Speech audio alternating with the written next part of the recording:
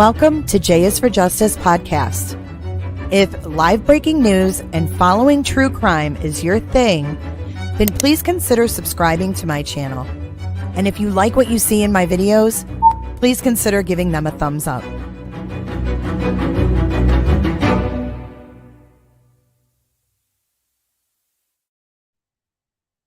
Hello, you guys. Welcome back to J is for Justice. Good morning, good afternoon. I've got a lot going on here, so I'm trying to get everything together for you guys.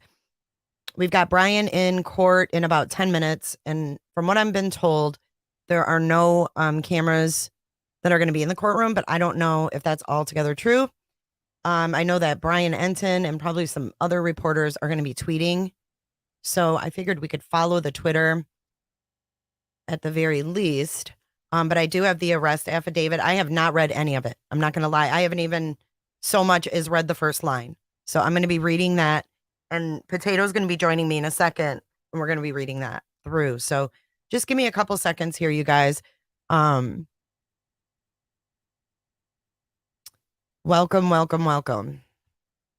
Just give me 1 second to get everything in order, because I know the judge does have a YouTube channel, and I was thinking maybe I could listen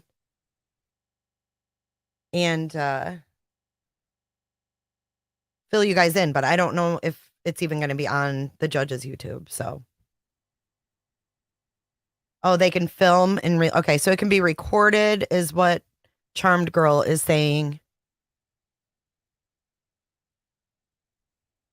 What do you mean a transcript of the affidavit? I have the actual affidavit. It's not. What do you mean, Mary? Okay, so this is the affidavit here.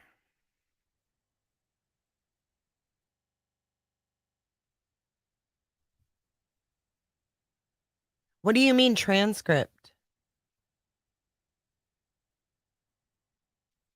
Oh, wow. Okay, so let's let a few more people join too. Hearing same, they can show video after, just not live. Okay. Thank you for that. So I guess we wait until it's over. So we got 10 minutes until it starts. Let's just get right into this affidavit. And when Potato gets back, she can just hop right on. How many of you are still drinking coffee? Raise his hand.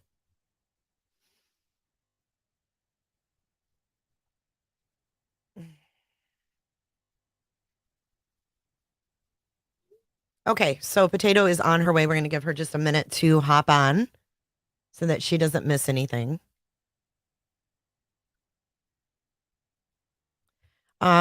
Lisa says, I'm so excited they finally got him. It teaches us patience is a virtue.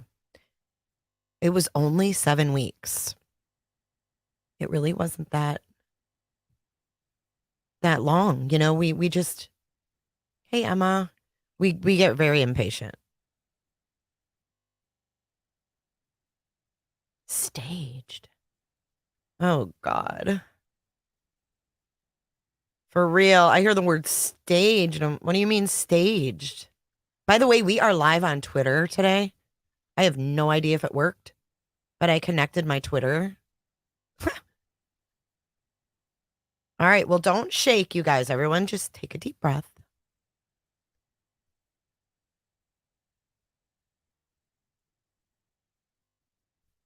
Take a deep breath.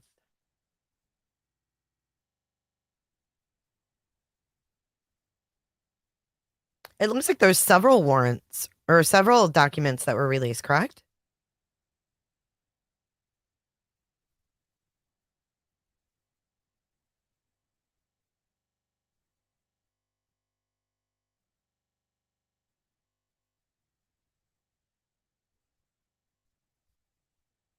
The probable cause,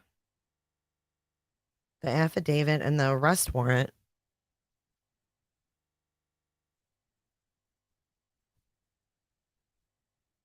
Maybe he wanted to get caught. We have no idea what's going through this sickhead's mind.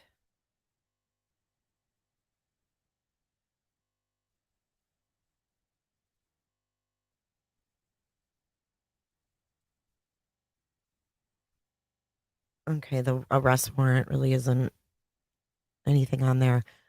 Lisa solves everything. Thank you, Charmed Girl, for becoming a member. Welcome to the fam. Yeah, I don't know. I mean, anything's possible, really, if you think about it. When it comes to a case like this, where it's psychological, this is a total like mind fuck. But then you also have to remember that this dude's human and psychotic. So he's not perfect, right? Just like Ted Bundy wasn't perfect. He did a lot of stupid shit.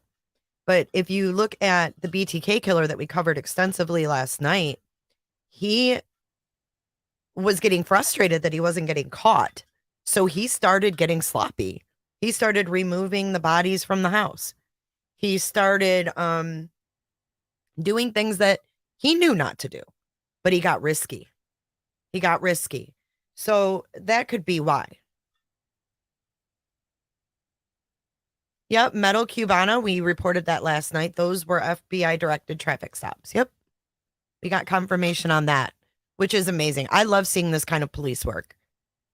I love seeing them do what they're best at. You know what I mean? Charmed Girl, I know anxiety does suck, but you are amongst friends here. No one gets bashed, doxxed, whatever. You are very safe to chat here.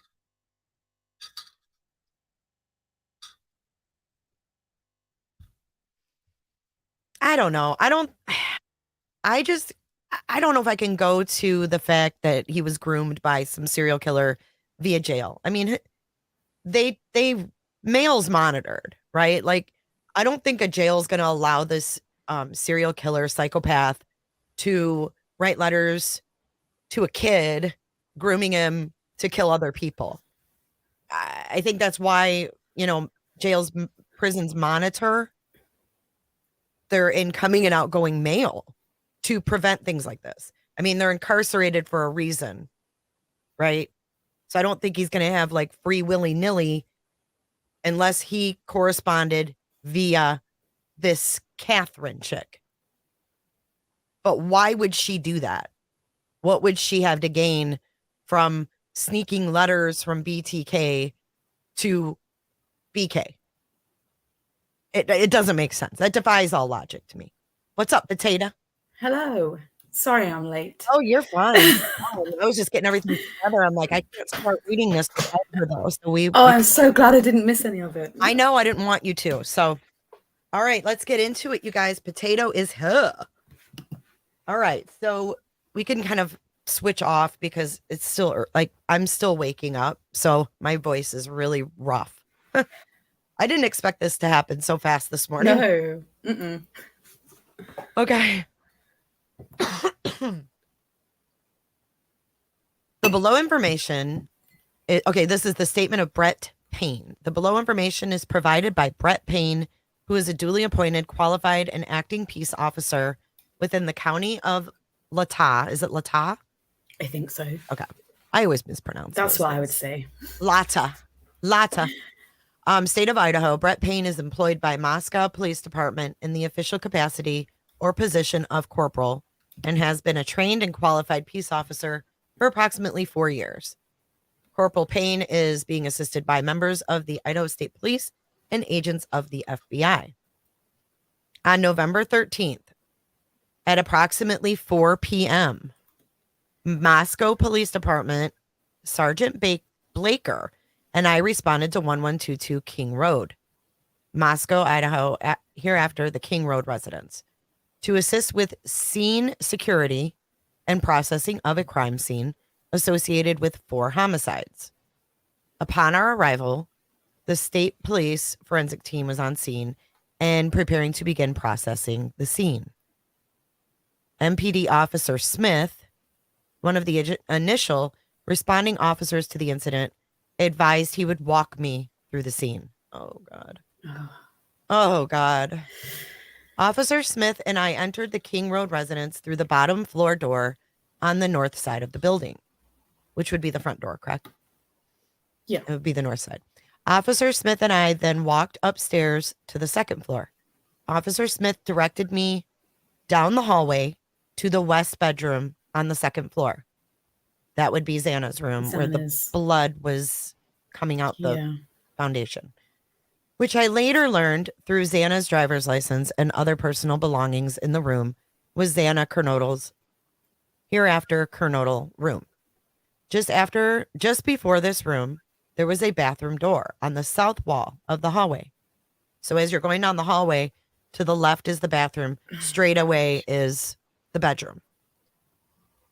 Just before this room, there's a bathroom door on the south side. As I approached the room, I could see a body, later identified as Kernodle's, laying on the floor. So the door was open.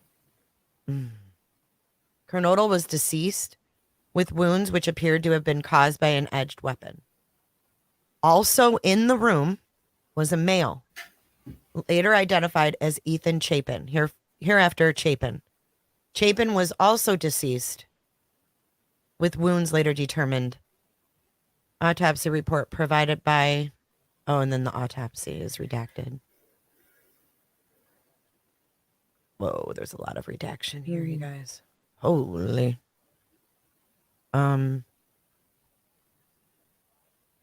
It's not loaded.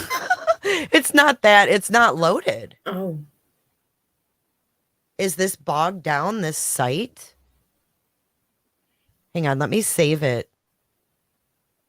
It hasn't loaded all the way. Well, you know why? Because I'm on their website instead of saving the doc.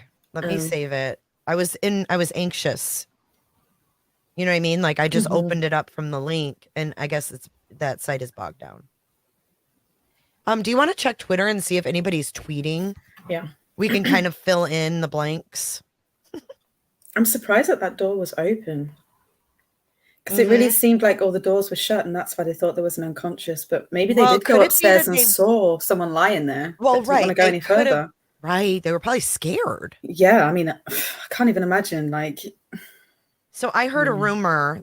I mean, I don't know if this was speculation or a rumor that one of the roommates ran upstairs, saw like Ethan, but didn't see like what was wrong with him, called the friends over, and a friend went up and saw him, called 911, and then like they were so shook they handed the phone to another person because they couldn't talk. So I mean, I have to imagine it was absolute chaos.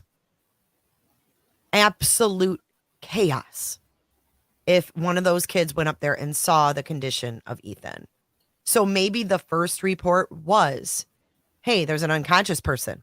But I'm sure that quickly changed during the 911 call because that's just the initial statement, right? Yeah. So it doesn't mean that, I mean, maybe that's what they thought at first. Oh my God, you know, there's something wrong with Ethan. Call 911. You know, he's unconscious. But then as they ask more questions and maybe somebody went up to check because they're going to say, you know, can you provide aid? I mean, that's going to be the first thing they're going to want to do is try to perform CPR if possible. So they're going to direct these kids. Is he breathing? That's the first thing. Is he breathing? Is there a pulse? Somebody had to have gone and checked. I guarantee it. They're not just going to stand there and go, I don't know. I think that somebody, probably a guy who was called over, went and checked. It's got to be. Because if you think about it, when you're on 911, when you hear 911 calls, it's always first question, is there a pulse? Yeah. I definitely think that they would have gone and checked, but it was probably a horrific scene. Like, you wouldn't want to go in there. No, hell no, you wouldn't want to go in there. And can you imagine the I don't know, just that whoever saw that has to live with that. Yeah. That person will never be the same again. And probably in those moments couldn't even describe what they'd seen because that's traumatic. Oh my God, like, it's they shocking. probably would have gone into shock. So absolutely. It's horrifying. This is like a real life horror movie. I mean, for real. Okay, I've got the thing saved.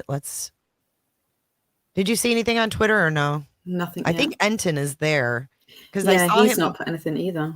He hasn't yet. They're probably waiting for it to start, but I'm surprised not tweeting? Could they not bring cameras in with them, I wonder? I'm guessing not. Because usually it's like play by play. He was tweeting that he was in line waiting to get in at like 5 a.m. Okay, here we go. Can you see that good? Yeah. His last tweet was 11 minutes ago. And what was that? What did he say? It's for this, the affidavit. Okay, so here we go. They entered, where were we? Oh, hold on a sec. 14 minutes ago, he said going through security to get into court. No live tweeting allowed. Oh, okay. No cameras or no phones in the courtroom then? Nothing. Said we'll update when over. Okay, so we'll have a lot of videos to watch after. Mm-hmm. So let's get through this, if we can. Where was I? Also in the room was a male. Okay, so we determined Ethan Chapin was also found deceased with wounds later determined. Autopsy report provided by Spokane. But look, it's still... Oh, that's just one page. County Medical Examiner, blank, dated December 15th, 2022. Is it a coincidence that the autopsy came out on the... Yeah. Mm-hmm. Autopsy complete on the same day they were pulled over. Yeah. Mm-hmm. I then followed Officer Smith upstairs to the 3rd floor. The 3rd floor consisted of 2 bedrooms and 1 bathroom. The bedroom was on the west side of the floor was later determined to be Kaylee. Hereafter, Gonsalves' room. I like calling her Kaylee instead. I later learned from review of Officer Nunes' body camera there was a dog in the room when Moscow police officers initially responded. The dog was in the room? He was in Kaylee's room, yeah. What? The dog belonged in there, was she? Right. The dog belonged to Kaylee and her ex-boyfriend, Jack DeCoeur. I found out from my interview with Jack DeCoeur on November 13th that he and Kaylee shared the dog. Officer Smith then pointed out a small bathroom on the east side of the 3rd floor. Hey, HJ. Good morning. Hi, Heather. Hey, sorry I'm late. Oh, it's okay. You didn't miss much. Officer Smith then pointed out a small bathroom on the east side of the 3rd floor. This bathroom shared a wall with Madison Mogan, hereafter Mogan bedroom, which was situated on the southeast corner of the 3rd floor. As I entered this bedroom, I could see 2 females in the single bed in the room. A single bed? Oh my gosh. Both Goncalves and Mogan were deceased with visible stab wounds. I also later noticed what appeared to be a tan leather knife sheath laying on the bed next to Mogan's right side when viewed from the door. The sheath was later processed and had K-Bar, United States Marine Corps, Eagle Globe, and Anchor insignia stamped on the outside of it. The Idaho State Lab later located a single source of male DNA, suspect profile, left on the button snap of the knife sheath. As part of the investigation, numerous interviews were conducted by Moscow Police Department officers, Idaho State Police detectives, and FBI agents. 2 of the interviews included BF, DM, which would be the roommates. Both BF and DM were inside the King Road residence at the time of the homicides and were roommates to the victims. BF's bedroom was located on the east side of the 1st floor of the King Road residence. Do you want to read some, Potato? Yeah. Can you see that all right? Yeah, I can see it fine. Okay. Based on numerous interviews conducted by MPD officers, ISP detectives, and FBI agents, as well as my review of evidence, I have learned the following.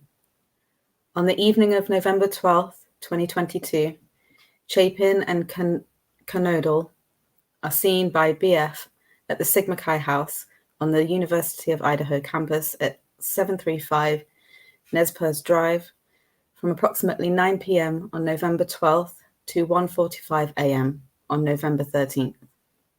So they were there the whole time. So they were there till 1:45. Yeah, I wonder why they said they were trying to figure out where they were in between. Maybe that was for the suspect's benefit. Yeah, because very maybe weird. he was there as well. I don't know, but we'll find out. But 1:45, so that was true when they later changed it. And they said, Yeah. oh, they got home at the same time. Remember? They Yeah. all arrived home around the same time. Yeah. Mm-hmm. Go ahead. Strange. Mm-hmm. BF also estimated that at approximately 1:45 a.m., Chapin and Knodel returned to the King Road residence. BF also stated that Chapin did not live in the King Road residence, but was a guest of Knodel. Gonzalez and Mogan were at a local bar, the Corner Club, at 202 North Main Street in Moscow. Gonzalez and Mogan can be seen on video footage provided by the Corner Club between 10 p.m. on November 12th and 1:30 a.m. on November 13th. At approximately 1:30 a.m., Gonzalez and Mogan can be seen on video at a local food vendor called The Grub Truck at 318 South Main Street on downtown Moscow. The Grub Truck live stream videos their food truck on the streaming platform Twitch, which is available for public viewing on their website. This video was captured by law enforcement. A private party, redacted, reported that he provided a ride to Gonzalez and Mogan at approximately 1:56 a.m. from downtown Moscow in front of the Grub Truck to the King Road residence.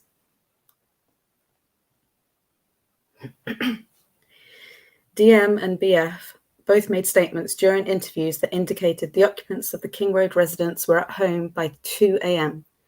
and asleep or at least in their rooms by approximately 4 a.m. This is the exception of Knodel, who received a DoorDash order at the residence at approximately 4 a.m. What? Wow. Oh, whoa. So that's the Jack in the Box. So Maybe. they think this happened between 3 and 4 a.m. So she got a DoorDash after he So she left. ordered DoorDash and then it arrived after she was dead? Is that what we Yeah. did? The DoorDash come after? Well, she received a DoorDash at the residence. Did she receive it? That would mean that she would be alive at 4 a.m. Oh, the exception of Knodel. Yeah, She was the only one up? Says everyone was asleep or at least in their rooms by approximately 4 a.m. except for her because she got a DoorDash delivery at 4 a.m. What? Okay, keep reading, Diddy says. You want to keep going or do you want me to read? No, I'm fine. Okay. DM stated she originally went to sleep in her bedroom on the southeast side of the second floor. DM stated she was awoken at approximately 4 a.m. by what she stated sounded like Gonzalez playing with her dog in one of the upstairs bedrooms, which were located on the third floor. A short time later, DM said she heard who she thought was Gonzalez say something to the effect of, "There's someone here." A review of the records obtained from a forensic download of Knodel's phone showed this could also have been Knodel, as her cellular phone indicated she was likely awake and using the TikTok app at approximately 4:12 a.m. DM stated she looked out of her bedroom, but did not see anything when she heard the comment about someone being in the house.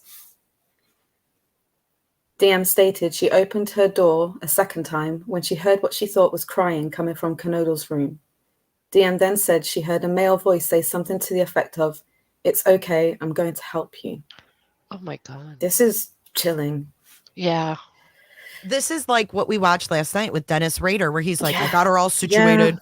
I got her comfortable. Yeah, you're The fine. same. Yeah, I'm going to help you. What?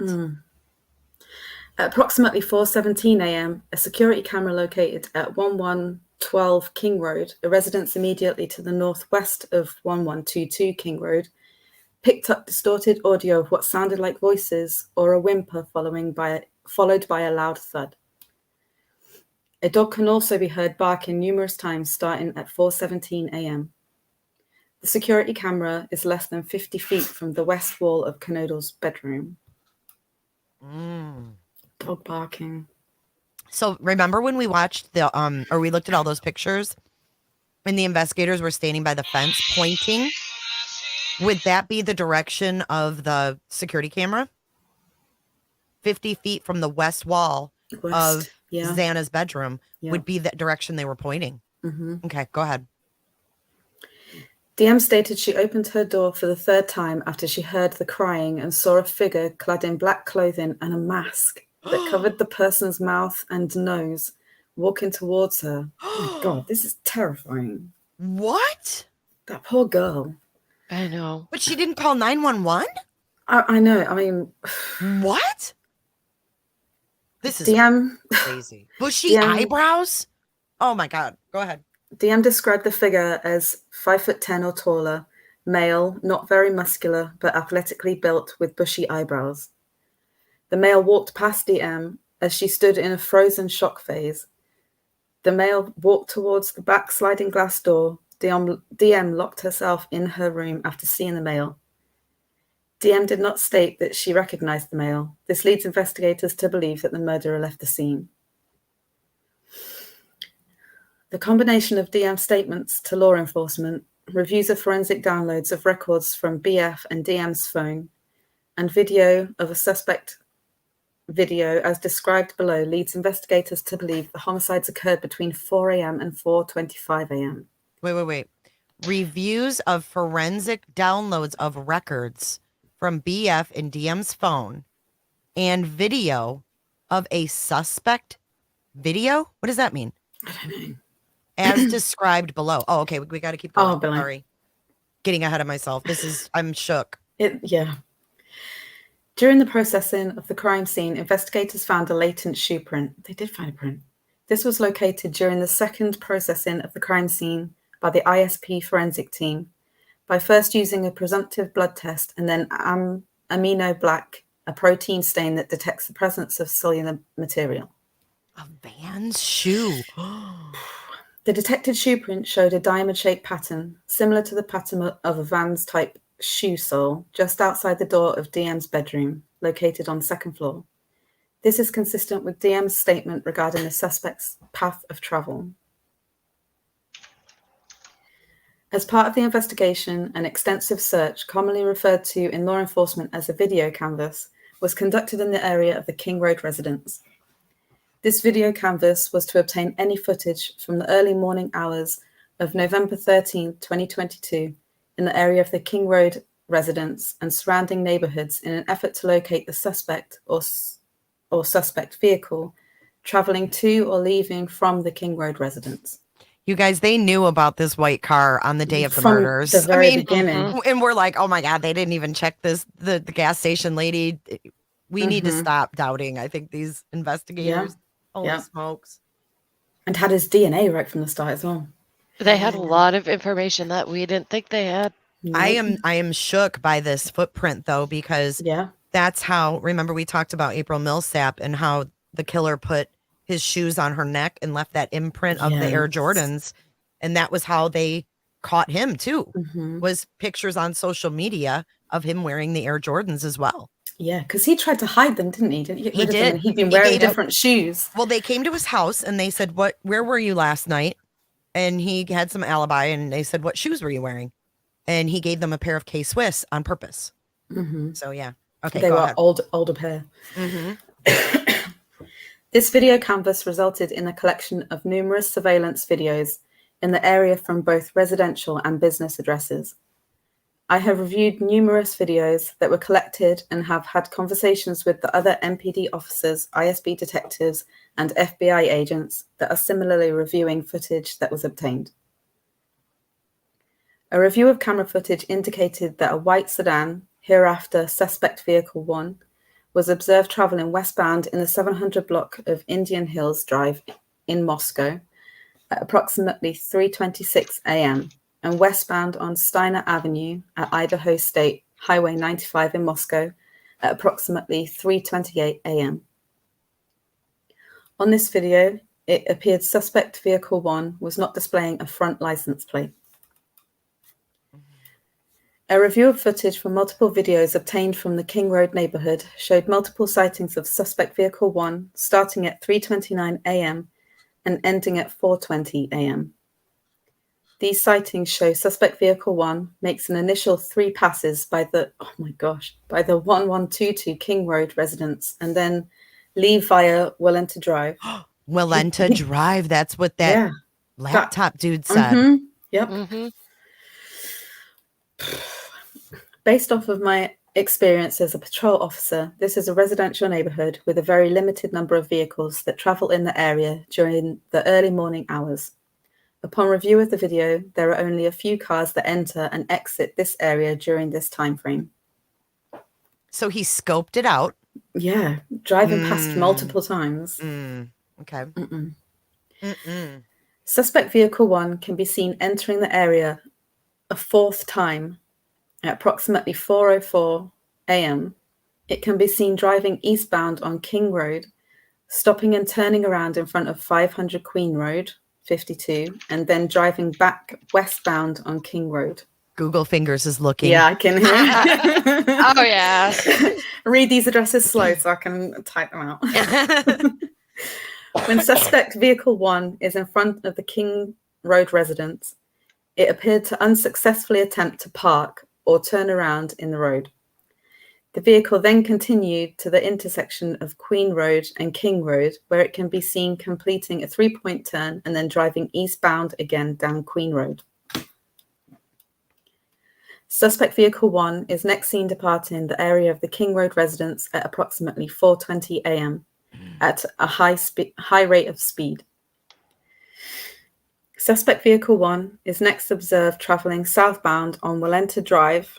Based on my knowledge of the area and review of camera footage in the neighborhood that does not show suspect vehicle 1 during that time frame, I believe that suspect vehicle 1 likely exited the neighborhood at Palouse River Drive and Conestoga Drive. So they knew where this car was going the entire time. Yeah. The exact route. Do you think they were just Like- building their case against him over these Absolutely. weeks? Yeah. Oh, Yes. yeah. Yeah. So All they of had us eyes zooming on in this on that. dude. Oh, Yeah. yeah. Right from the beginning. Yeah, they had to build a case, didn't they? Because they had to have it tight. Well, they had to. Yeah, they had it tight enough to charge murder one from the get-go, not bringing him in on burglary and then adding charges. They Or made even sure. manslaughter. Yeah. Right. Yeah. They didn't want to make any mistakes. Nope. Murder 1 is Or give him. huge for an initial charge. You And just, I have goosebumps because literally they knew from the day of, which is, I mean, I literally have goosebumps right now. you know, and props to them because nothing was really leaked No. at all. So that's good on them. You know, And I think maybe this will set a precedence in the future for how law enforcement may handle keeping things at bay, away from social media during the initial investigation. Yeah. Because that's the most Absolutely. important time, you know, and that's when, you know, if you think about it, back to Summer Wells, that was such a shit show. Like they got so many tips from social media that were wrong, that were fake news, and they were bombarded. Yeah. But for some reason, and I'm curious, because Chief Fry never got down on social media. Never. He kept saying, you know, we want all your tips. Don't worry, we will go through them all. So I don't know what they implemented to be able to do that. He almost praised social media and media in general with, you know, how much they were able to receive regarding the tips. He was like, keep them coming. Let's go. Yes. Yeah. I mean, they're probably thankful that people really want to help. Oh, And I think this just shows that everyone needs to remember that even though it seems like they're not doing anything and you think that they're really not working and they should be doing more and, oh my God, it's going to end up a cold case. The whole time they had this down. Right. They knew what they were doing. I mean, a cold case after 7 weeks is ludicrous. Yeah, I know. I mean, when we look at the BTK or the Zodiac Killer or the Night Stalker, I mean, 7 weeks is nothing. It's really nothing. These people were terrorized for years. Especially for him who went across the country as well. Good 7 weeks is really not that long to have him in custody and already back in Idaho. And coordinating with Pennsylvania, you know, to get all and the this done. FBI and Pullman. And the cops that did the stops to get the pictures of I mean, this was such a coordinated, concerted effort. It's amazing. I love seeing police work like this. Yeah. Multiple agencies, both federal, local, you know, all over. Even the university police. And I think we have to keep in mind the whole defund the police that these guys have had to deal with over the past couple of years. That's horrible. Yeah. The morale of you know, police right now is not the best. And to have people on social media, virally spreading that they're not doing anything or they're not doing enough. I just think it's bullshit. And that's why they don't want to work with people on social media. It's like, you can't be like that. You can't be critical of them. You got to let them do their job. Well, Have everybody, some faith. yeah, everybody gets vilified in a case like this. That's why family members and friends aren't speaking out, because ultimately, what are internet sleuths going to do? They're going to Yeah, blame next them. thing you know, they'll be part of it. Yeah. They're scared. Okay, let's keep going. Palouse River Drive is at the southern edge of Moscow and proceeds into Whitman County, Washington. Eventually, the road leads to Pullman, Washington. Pullman, Washington is approximately 10 miles from Moscow, Idaho. Both Pullman and Moscow are small college towns, and people commonly travel back and forth between them. Law enforcement officers provided video footage of suspect vehicle 1 to forensic examiners with the Federal Bureau of Investigation that regularly utilize surveillance footage to identify the year, make, and model of an unknown vehicle that is observed by one or more cameras during the commission of a criminal offense. Let me scroll up a little bit. Brian Enton tweeted 37 minutes ago, Kohberger's cell phone was tracked back to the house before the murders between 9:12 and 9:21 a.m. Phone was near the house again on November 13th. He was there He that went by morning. there after. After. In the morning. No way. This cocky bastard. He wanted That's to see what was going crazy. on. Yep. And the girls in the basement hadn't even got up at that time. Oh my God. Oh my God. But what I want to know is why Dylan saw this figure, locked herself in her room because she was afraid, and then didn't call anyone till noon, just went to sleep. Did she go to sleep though? I don't know. Okay, let's keep reading. We'll find out. Sorry. Where was I? The forensic examiner has approximately 35 years law enforcement experience with 12 years at the FBI. His specific training includes identifying unique characteristics of vehicles, and he uses a database that gives visual clues of vehicles across states to identify differences between vehicles. After reviewing the numerous observations of suspect vehicle 1, the forensic examiner initially believed that suspect vehicle 1 was a 2011 to 2013 Hyundai Elantra. Upon further review, he indicated it could also be a 2011-2016 Hyundai Elantra. As a result, investigators have been reviewing information on persons in possession of a vehicle that is a 2011 to 2016 white Hyundai Elantra. Investigators were given access to video footage on the Washington State University campus located in Pullman, Washington. A review of that video indicated that approximately 2:44 a.m. on November 13, 2022, a white sedan, which was consistent with the description of the white Elantra, known as Suspect 1 vehicle, was observed on WSU surveillance cameras traveling north on Southeast Nevada Street at Northeast Stadium Way. At approximately 2:53 a.m., a white sedan, which is consistent with the description of the white Elantra, known as Suspect Vehicle 1, was observed traveling southeast on Nevada Street in Pullman, Washington, towards SR 270. SR 270 connects Pullman, Washington to Moscow, Idaho. This camera footage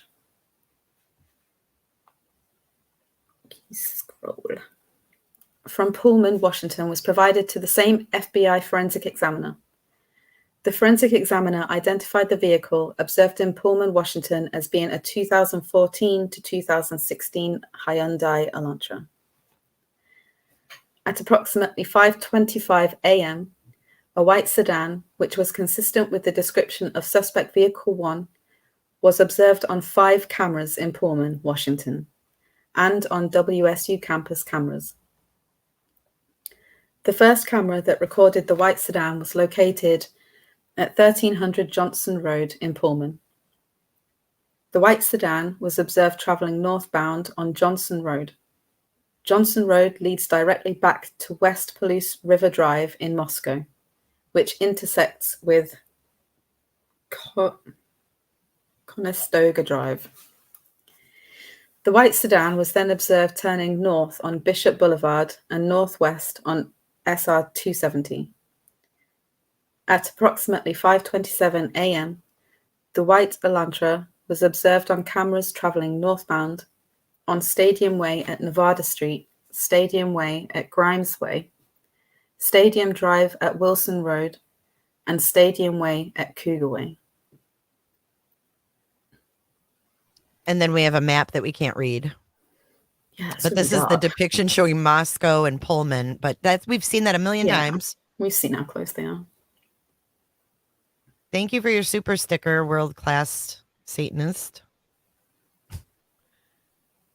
Oh, was I pronouncing stuff wrong? Oh, no. John Gaughan's giving you a hard time about Hyundai. He's like, someone please tell Potato how to pronounce Hyundai. No one knows how to pronounce Hyundai. That's how we say Hyundai in England. I'm sorry. Is that how you guys say it? Hyundai. Yeah, I used to have a Hyundai. Yeah, that's how we say it. Well, and someone said, Jill Pill, that's how they say it in her country. It is how we say it. At least I say Moscow right. Back off. We'll give you that. All right. So they have a little legend here. White Elantra in the leaving the campus is in yellow, but we can't really, it's like right there. And then the white Elantra seen returning. Up here is Northeast Valley Road. I can't really make ends of this, but do you want to keep reading? Yeah. Or you want to break? Or if someone wants to pronounce stuff right. No, go ahead. Hyundai. I want to say it like you do now, just to annoy you. Hyundai. Hyundai. Okay, got it.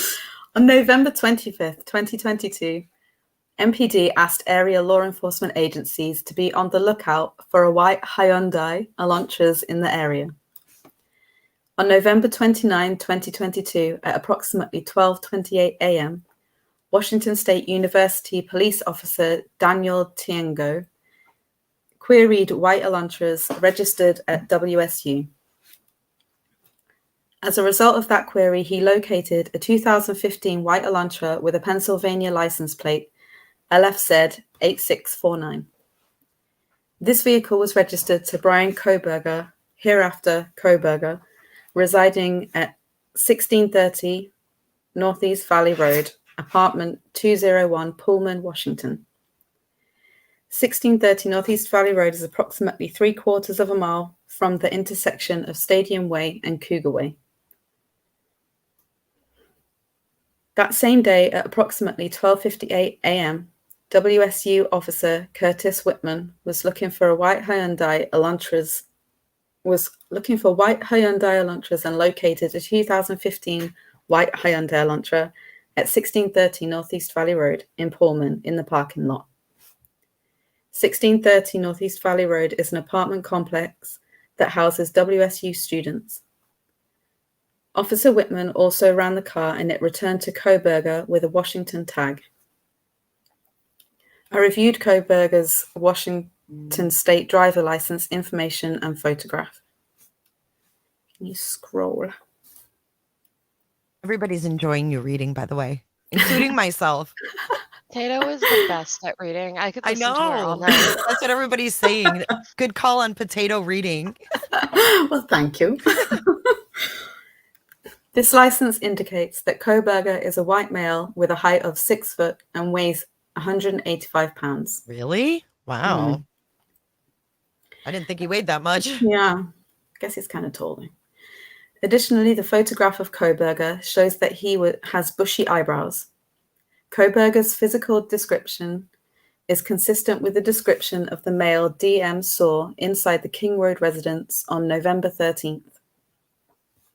Further investigation, including a review of Latah County Sheriff's Deputy Corporal Duke's body cam and reports, showed that on August 21, 2022, Bryan Kohberger was detained as part of a traffic stop that occurred in Moscow, Idaho, by Corporal Duke. At the time, Kohberger, who was the sole occupant, was driving a white 2015 Hyundai Elantra with Pennsylvania plate LFZ 8649. So his He had Pennsylvania plates. Yeah. And it expired on November 30th. How convenient. Yeah.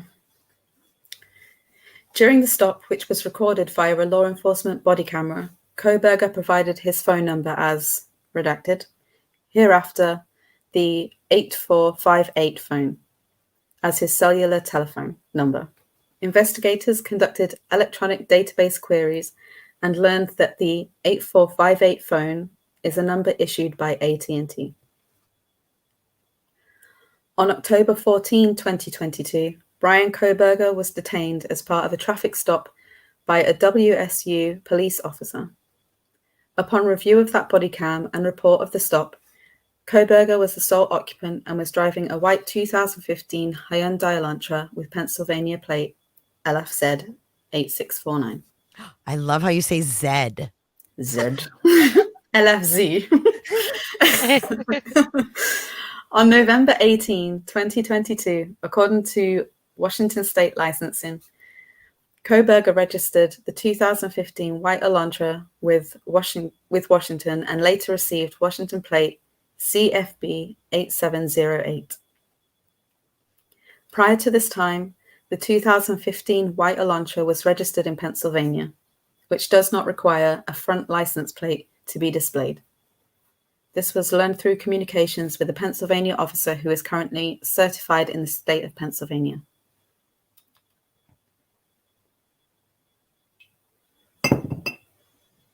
Drink your tea. It's juice. Oh, sorry. I just always pictured you be drinking tea. Not today.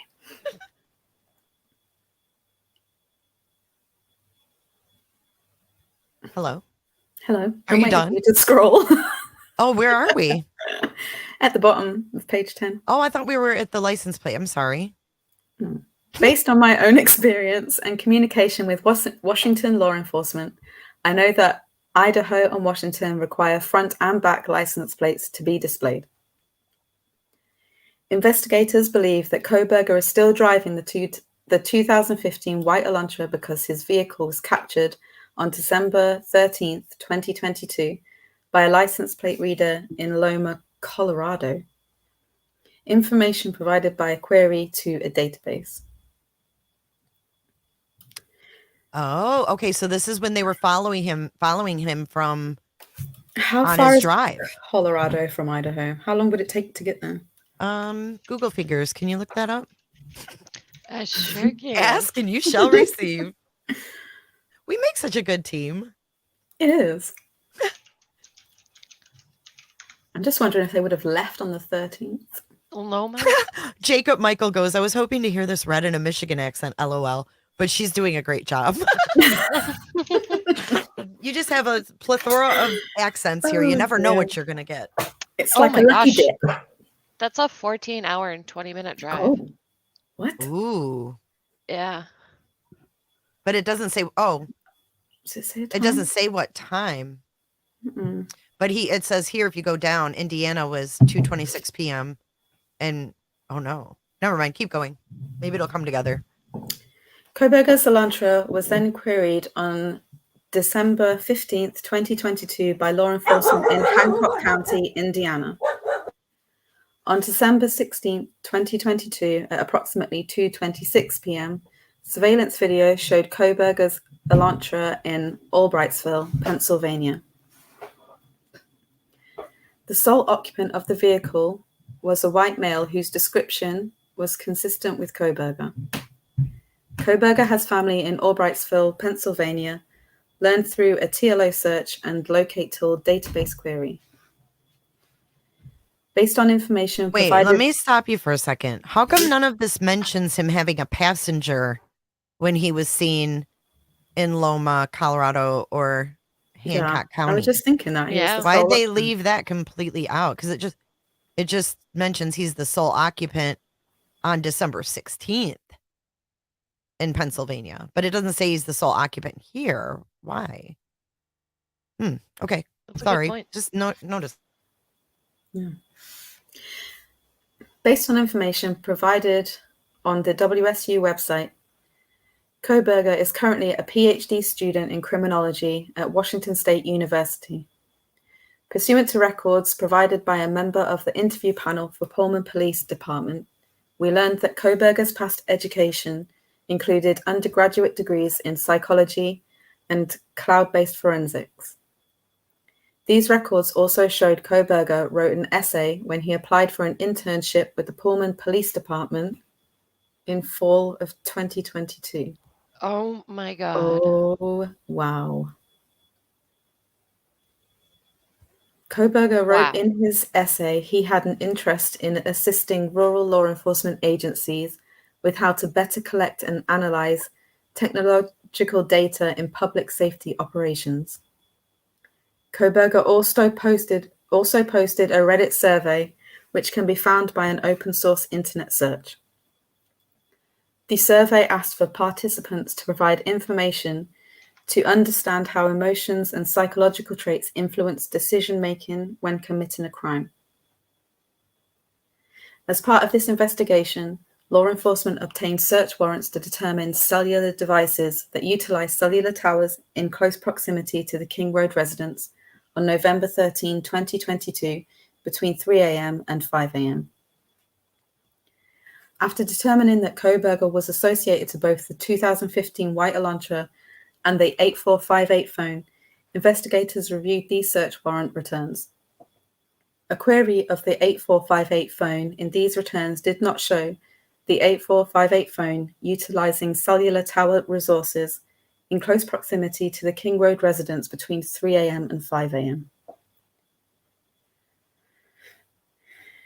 So the calls that she made to her ex, that was before 4 a.m., right? So all those Yeah. frantic calls were before he was in the house. Yeah, they were like 2:52 a.m. The last one was 2:52. But he That's didn't take his phone with him, no. which I guess you wouldn't, if you'd studied this kind of thing.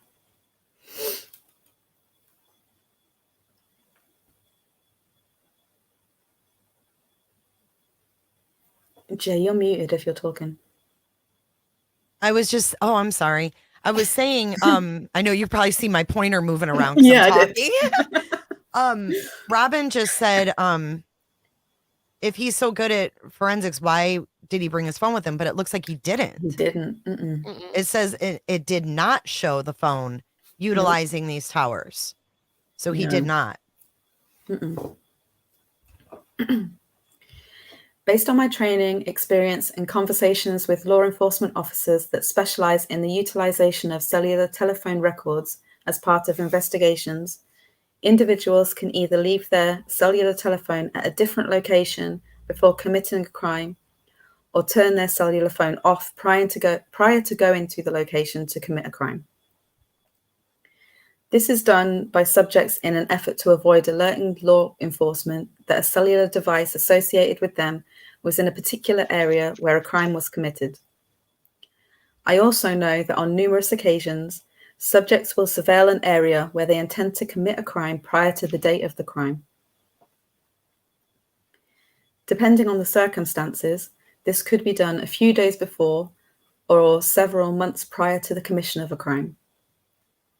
During these types of surveillance, it is possible that an individual would not leave their cellular telephone at a separate location or turn it off since they do not plan to commit the offense on that particular day. On December 23, 2022, I applied for and was granted a search warrant for historical phone records between November 12, 2022 at 12 a.m. and November 14 at 12 a.m. for the 8458 phone held by the phone provider AT&T, approximately 24 hours preceding and following the times of the homicides. On the December 23rd, 2022, pursuant to that search warrant, I received records for the 8458 phone from AT&T. These records indicated that the 8458 phone is subscribed to Bryan Kohberger at an address in Albrightsville, Pennsylvania, and the account has been open since June 23, 2022. These records also included brand new phone. a new phone, yeah. Mm-hmm.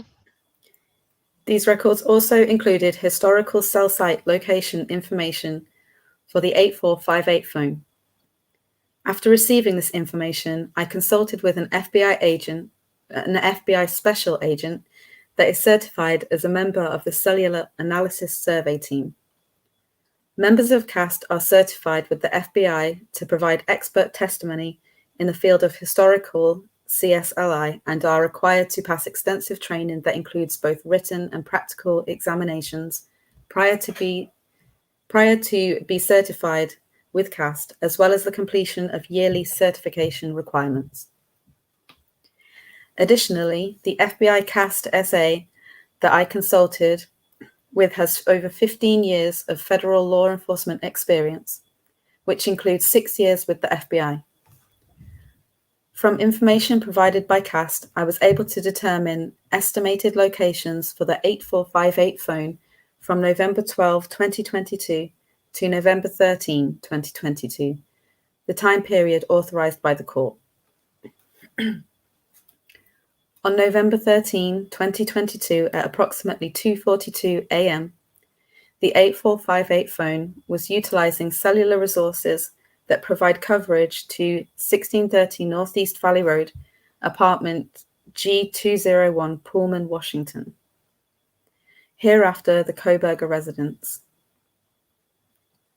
At approximately 2:47 a.m., the 8458 phone utilized cellular resources that provide coverage southeast of the Kohberger residence, consistent with the 8458 phone leaving the Kohberger residence and traveling south through Pullman, Washington. This is brilliant. So they not only have the video of the car, but they have the phone following that same exact path, meaning that was him. There's no doubt that was him. Same thing happened. And like, go back to April Millsap. It was the same thing. They had surveillance of people's ring doorbells and stuff. And then they also had April's phone that was on him in that same path. Yeah. Awesome. Yeah. They followed it, didn't they? Yes, they did. I know we're not all the way through this yet, but this is Uh-huh. one of the most damning affidavits I've read in a long time. They have a lot. It's good. They did great keeping this all under wraps. So good. Yeah. At approximately 2:47 a.m., the 8458 phone stops reporting to the network, which is consistent with either the phone being in an area without cellular coverage, the connection to the network is disabled, such as putting the phone in airplane mode, or that the phone is turned off. The 8458 phone does not report to the network again until approximately 4:48 a.m., at which time it utilized cellular resources that provide coverage to ID State Highway 95 south of Moscow, ID near Blaine. Between 4:50 a.m. and 5:26 a.m., the phone utilizes cellular resources that are consistent with the 8458 phone traveling south on ID State Highway 95 to Genesee, ID, and traveling west towards, just scroll up a bit, Uniontown, Idaho, and then north back into Pullman, Washington. Wait a minute. Okay, so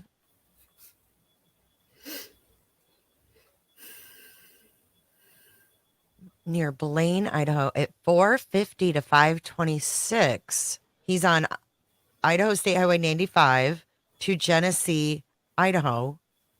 Oh, so he swung around. Just like I said, he went up that, he got on that freeway and then swung around. That's exactly what you said. Oh my God, but where was he? Why did it take him 20 minutes to get to that area?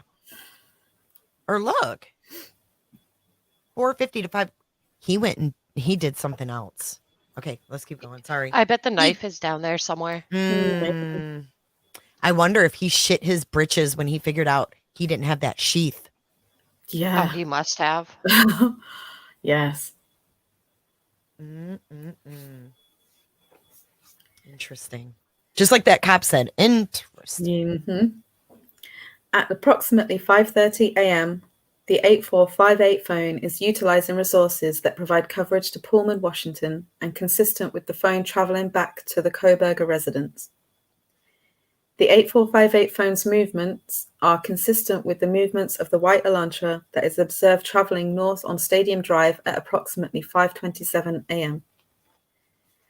Based on a review of the 8458 phone's estimated locations and travel, the 8458 phone's travel is consistent with that of the white Elantra. Further review indicated that the 8458 phone utilized cellular resources on November 13, 2022 that are consistent with the 8458 phone leaving the area of the Kohberger residence at approximately 9 a.m. and traveling to Moscow, Idaho. Specifically, the 8458 phone utilized cellular resources that would provide coverage to the King Road residence between 9:12 a.m. and 9:21 a.m. That is what creeps me out. It's unbelievable that he had the nerve to go back there the morning I after. know. I know they say that like people go back to the scene of their crime, but that soon? Well, Or was he Mary thinking he could go said and help? maybe. Well, Mary said maybe he was going back to see if he could get the sheath. Oh, yeah, good point. That maybe he thought maybe he didn't know where he dropped it, and maybe he was looking for it. But that time in the morning, though, is kind of like the time that people would be up and about and doing stuff, like even the neighbors. Right. So what did he do for those 3-4 hours? Gosh, it's unbelievable. Not sure I want to know. No. The 8458. Oops, sorry. The 8458 phone next utilized cellular resources that are consistent with the 8458 phone traveling back to the area of the Kohberger residence and arriving to the area at approximately 9:32 a.m. So did he even get out? Like, did he So just swing he down left. No, he did. It says he left his residence at 9 a.m. and then he was over at King Road by 9:12 and 9:21 he was pinged. And then he was pinged back in his area of his home at 9:30. So he took a quick half-hour drive there and back. Gosh. Oh, It's crazy. There's his route. Possible route based off cellular device location. I can't believe he went back and took his phone with him. Investigators found that the 8458 phone did connect to a cell phone tower that provides service to Moscow on November 14, 2022, but investigators do not believe that the 8458 phone was in Moscow on that date. The 8458 phone was not connected to any towers that provide service to Moscow since that date. Based on my training, experience, and the facts of the investigation thus far, I believe that Kohberger, the user of the 8458 phone, was likely the driver of the white Elantra that is observed departing Pullman, Washington, and that this vehicle is likely suspect vehicle 1. Additionally, the route of travel of the 8458 phone during the early morning hours of November 13, 2022, and the lack of the 8458 phone reporting to AT&T between 2:47 a.m. and 4:48 a.m. is consistent with Kohberger attempting to conceal his location during the quadruple homicide that occurred at the Kings Road residence. Can you scroll over? Yeah, I will. I want to say though, he thought he was so smart, right? So what he didn't think of are the cameras that pick you up when you're driving around. Mm-hmm. Yep. That matched. So he thought he was smart leaving his phone at home, but the car caught him going there, or the video caught him going there. And then also when he did take his phone, he was caught going there. Yeah. So what a dum-dum. Why did he should have never taken his phone there. No. Oh my God. It's mind-boggling. But you know what? He thought maybe he planned it. It is, but it isn't. Because I mean, at the end of the day, this is a human. Yeah. Who's, delusional and sick and whatnot. So, and also, he might not have even cared afterwards either. Not even thinking about covering his tracks. I mean, who if he's knows going what to his show state up of mind there, was? Yeah. he's going to show up there at 9:20 a.m. I mean, yeah. On December 23, 2022, I was granted a search warrant for Kohberger's historical CSLI from June 23, 2022 to current. Prospective location information and a pen register track and trace on the 8458 phone to aid in efforts to determine if Kohberger stalked any of the victims in the case prior to the offence, conducted surveillance on the King Road residence, was in contact with any of the victims' associates before or after the alleged offence, any locations that may contain evidence of the murders that occurred on November 13, 2022, the location of the white Elantra registered to Kohberger, as well as the location of Kohberger. On December 23, 2022, pursuant to that search warrant, I received historical records for the 8458 phone from AT&T from the time the account was opened in June 2022. After consulting with CAST SA, I was able to determine estimated locations for the 8458 phone from June 2022 to present, the time period authorized by the court. The records for the 8458 phone show the 8458 phone utilized cellular resources that provide coverage to the area of 1122 King Road on at least 12 occasions. 12 times. Holy! Prior to November 13, 2022. All of these occasions, except for one, occurred in the late evening and early morning hours of their respective days. Which fits with what Kaylee was saying about feeling like someone was... Yeah, and look at this. Farm Road and Pullman Highway. How many times we've seen that in those reports of creepy shit going on, remember? Yeah. One of these occasions, on August 21, 2022, the 8458 phone utilized cellular resources providing coverage to the King Road residence from approximately 10:34 p.m. to 11:35 p.m. At approximately 11:37 p.m., Kohberger was spotted by Latah County Sheriff's Deputy Corporal Duke, as mentioned above. So he was there for an hour. Yeah. So he would go there at the night in the early morning and just watch them. He was there for an hour. That's so disturbing. And it seems like they knew, like they talked about this kind of thing. I know, this is a lot. This is a lot.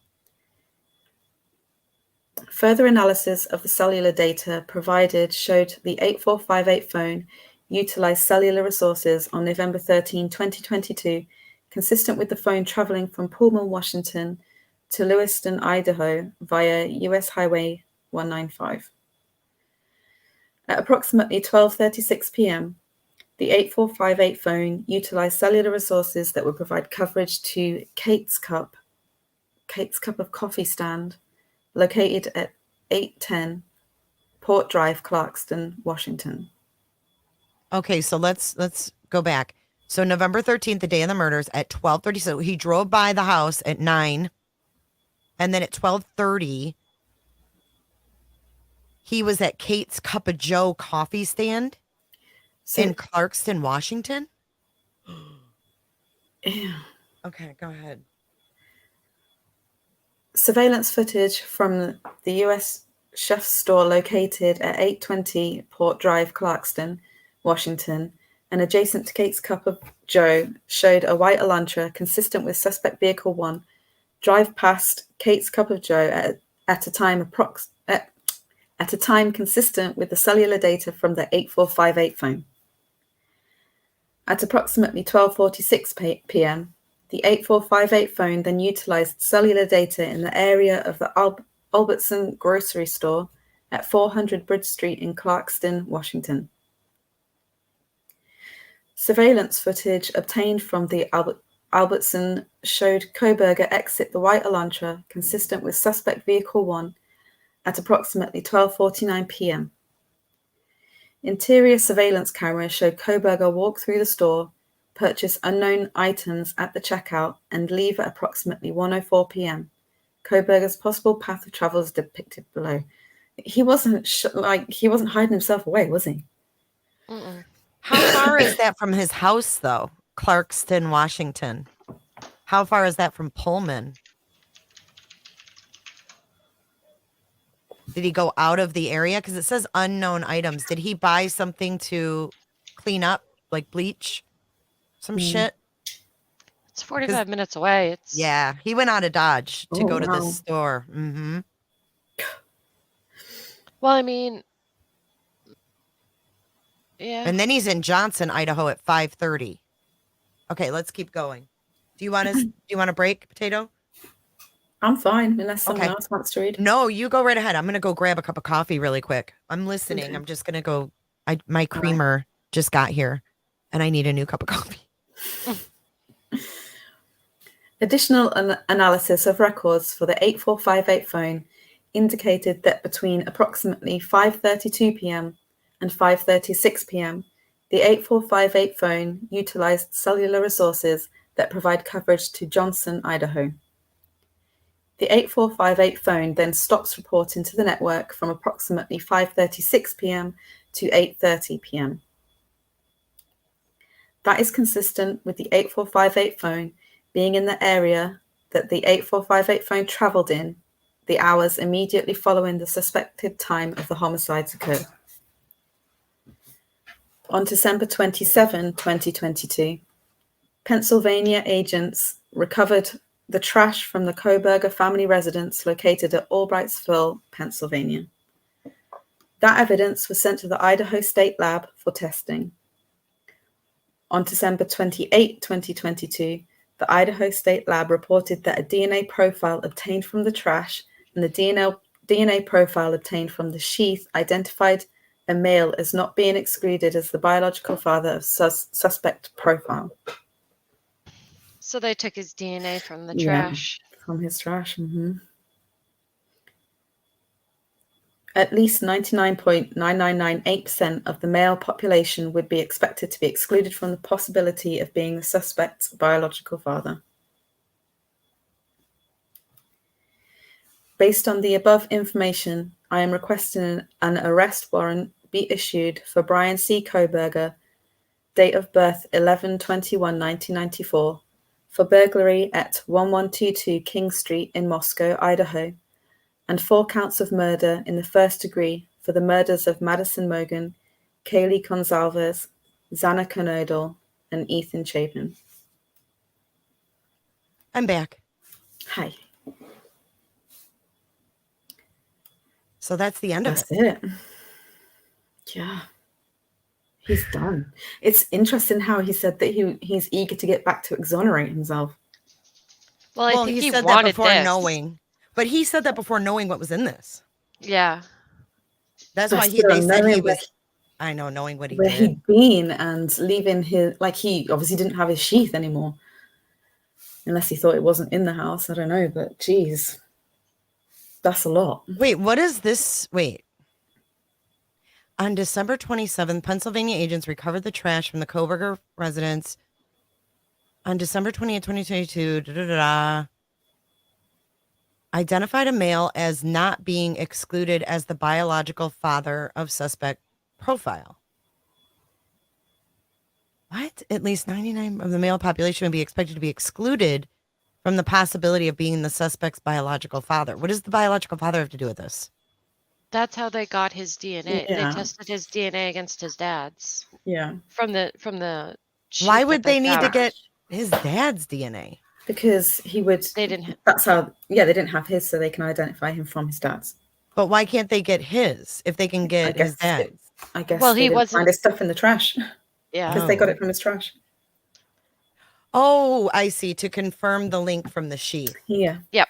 So I got you. So they're not going to test that against his own. No. They're going to test because they think they have his, so they're going to test it against a family member to see. Yeah. I see. I don't know a whole lot about the DNA testing, so it was easier to get his dad's. So they dressed up as Garbage went men. Yeah. and went and grabbed the garbage. Yeah. Wow.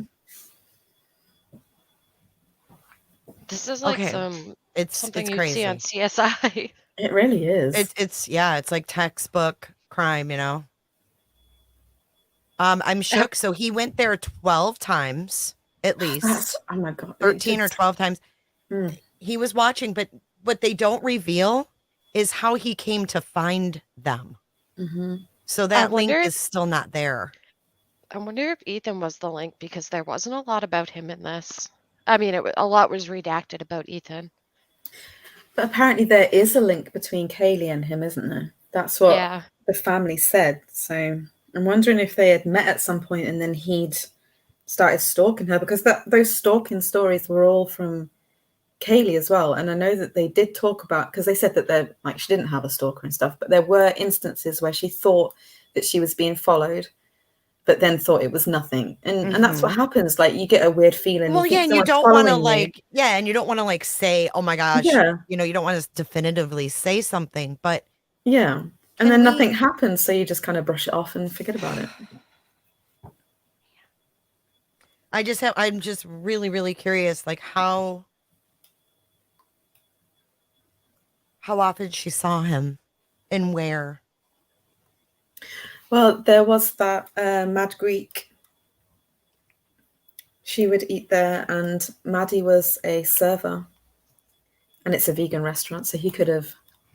I bet. Did she reject him? He saw them there. Could have. I mean, there's been comments by people who knew him who said that he would like try it on with girls and stuff and just come across as really creepy and be rejected. So I guess it's possible that it could have been that kind of situation as well. It's just altogether so creepy. Who would have? Just the fact he'd been watching them, like it's confirmed now. He'd been at the house 12 times. And that's so freaking creepy. Like, that's so scary. But wait a minute. We're forgetting one thing. If he was there for an hour in those towers, it doesn't mean that he was creeping in the woods. Did he know someone there? We still don't know that. We still don't know if he went to a neighbor's. We don't know that. What does it say about where he was? Does it say it really? Is it just a bit vague? I can't remember. Yeah. Well, we'll go back to the beginning. I want to just clear something up, because somebody said, what did they leave out about Ethan and why? Well, it's his autopsy report. So it says that in the room was Ethan, and I don't know why they included this, but probably because of how he was killed, I imagine, that they put this in here for more evidence and against him. Right. So they said that Ethan was in there, then they attach his autopsy report to show what this monster did to him. Yeah.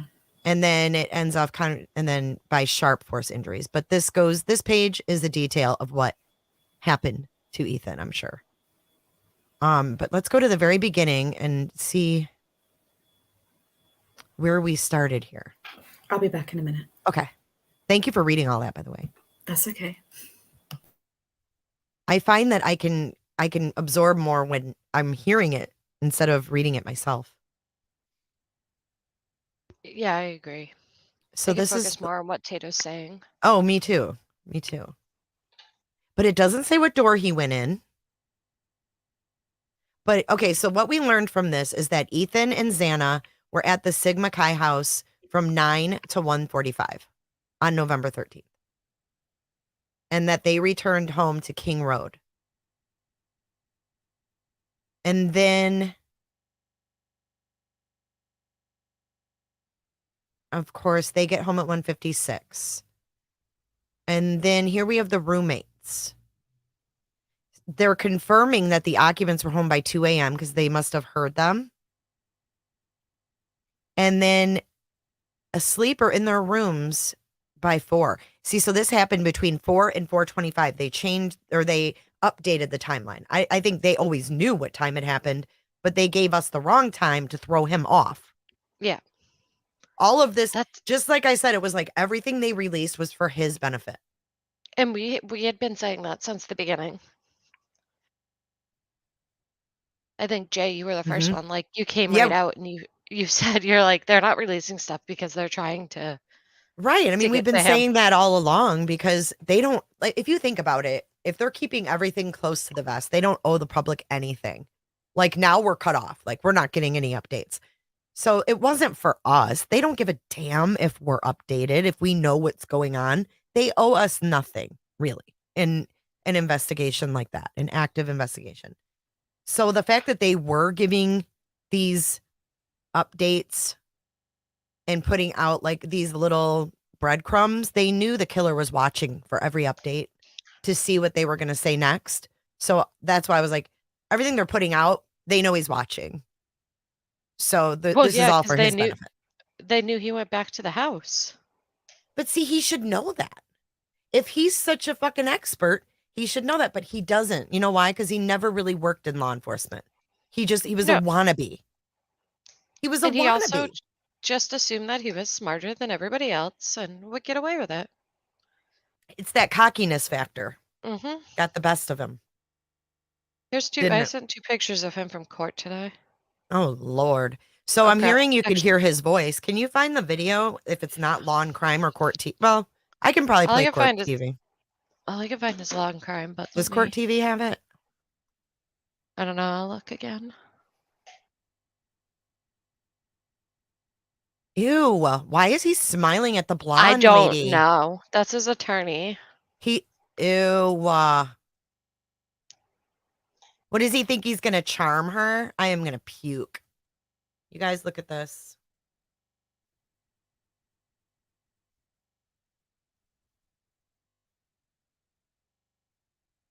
Oh, where'd it go?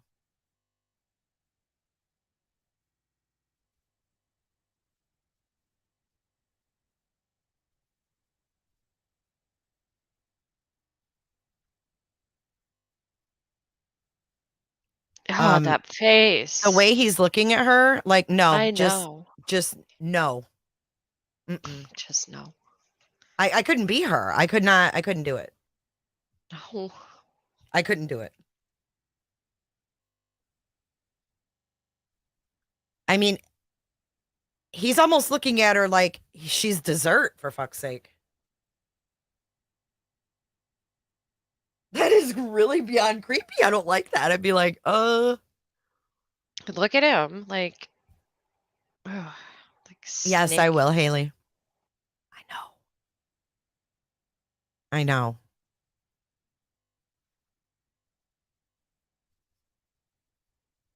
This is the face of a total psychopath.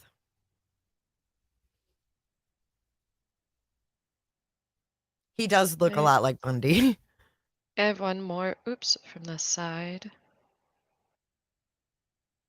It's the curly hair and the crazy eyes. You know, it's a shame because I like curly hair on men, and this guy's ruined it. There's a side profile. Well, I'm sure they were having a conversation, but he's still a creep. You can't, I'm sorry, those eyes, you just, it's the Mm. eyes. He's gross. Oh, good. I found a statement from. Do you have Slack up? Mm-hmm. All right, I'll put it in there. I want to watch that hearing. Is it only on Law and Grime? I'm trying to find it, but I just found I'm the almost ready to just conclave. play it on Law and Grime, but I don't want to. No. It's just not fair that they strike like that. Okay. Let's see. Here's another picture. This will be the side view. He looks young in the side view. Timothy McVeigh vibes right there. I think it's the big honker and the skinny neck. And, you know, when you see these guys in the orange jumpsuits and shit, they all start to look alike. They have the same look on their face and the same crazy eyes. If his hair was a little shorter, he would look almost identical from the side to Timothy McVeigh. Mm-hmm. Yeah, if he had blonde hair and buzz cut. Yeah. That's why he looks similar to Timothy McVeigh in that one video or one picture where he's doing a push-up. He's in the military, like the cop garb and, you know, the buzz Yeah. cut. Yeah, and he has very thin lips. Yep. Timothy McVeigh did too. Let's see here.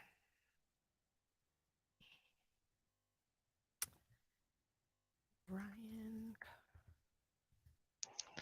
I know, I'm trying to find a...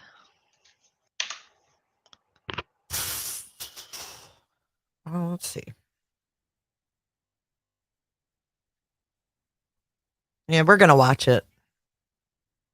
On crime. All I'm going to do is play the hearing. I'm not going to play all their commentary and shit. I just want to see the actual hearing. It's probably rather short, so. I think it was. All right, here we go. Fuck them. I I'm mean, back. if that Tyler Feller can sit there and stream them for hours, I'm pretty sure that, you know. Can you this play is just fair audio, use. or is that the same? Like if you're Probably. not showing their screen. Probably, but I think if I just play this short clip, I'll be all right. Like an FDO. I mean, really, they can. And their audio is god awful. Oh, it's Holy garbage. shit. It's like turned up all the way. I don't care. We're going to share it. Okay, here we go.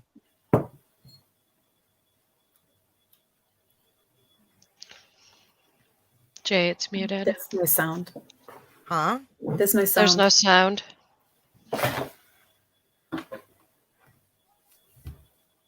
Oh, sorry.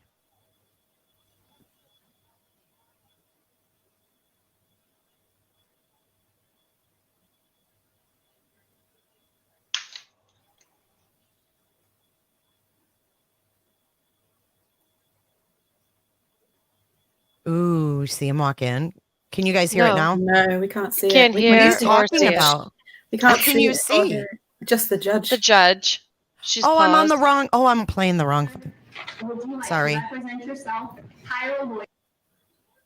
Sorry, I was on the wrong video. My bad. Okay, here he is walking in.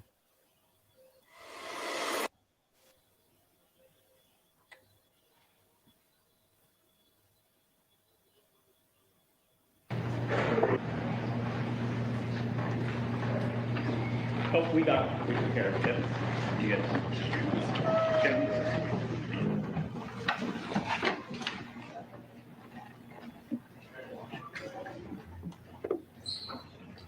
all right. Please be seated.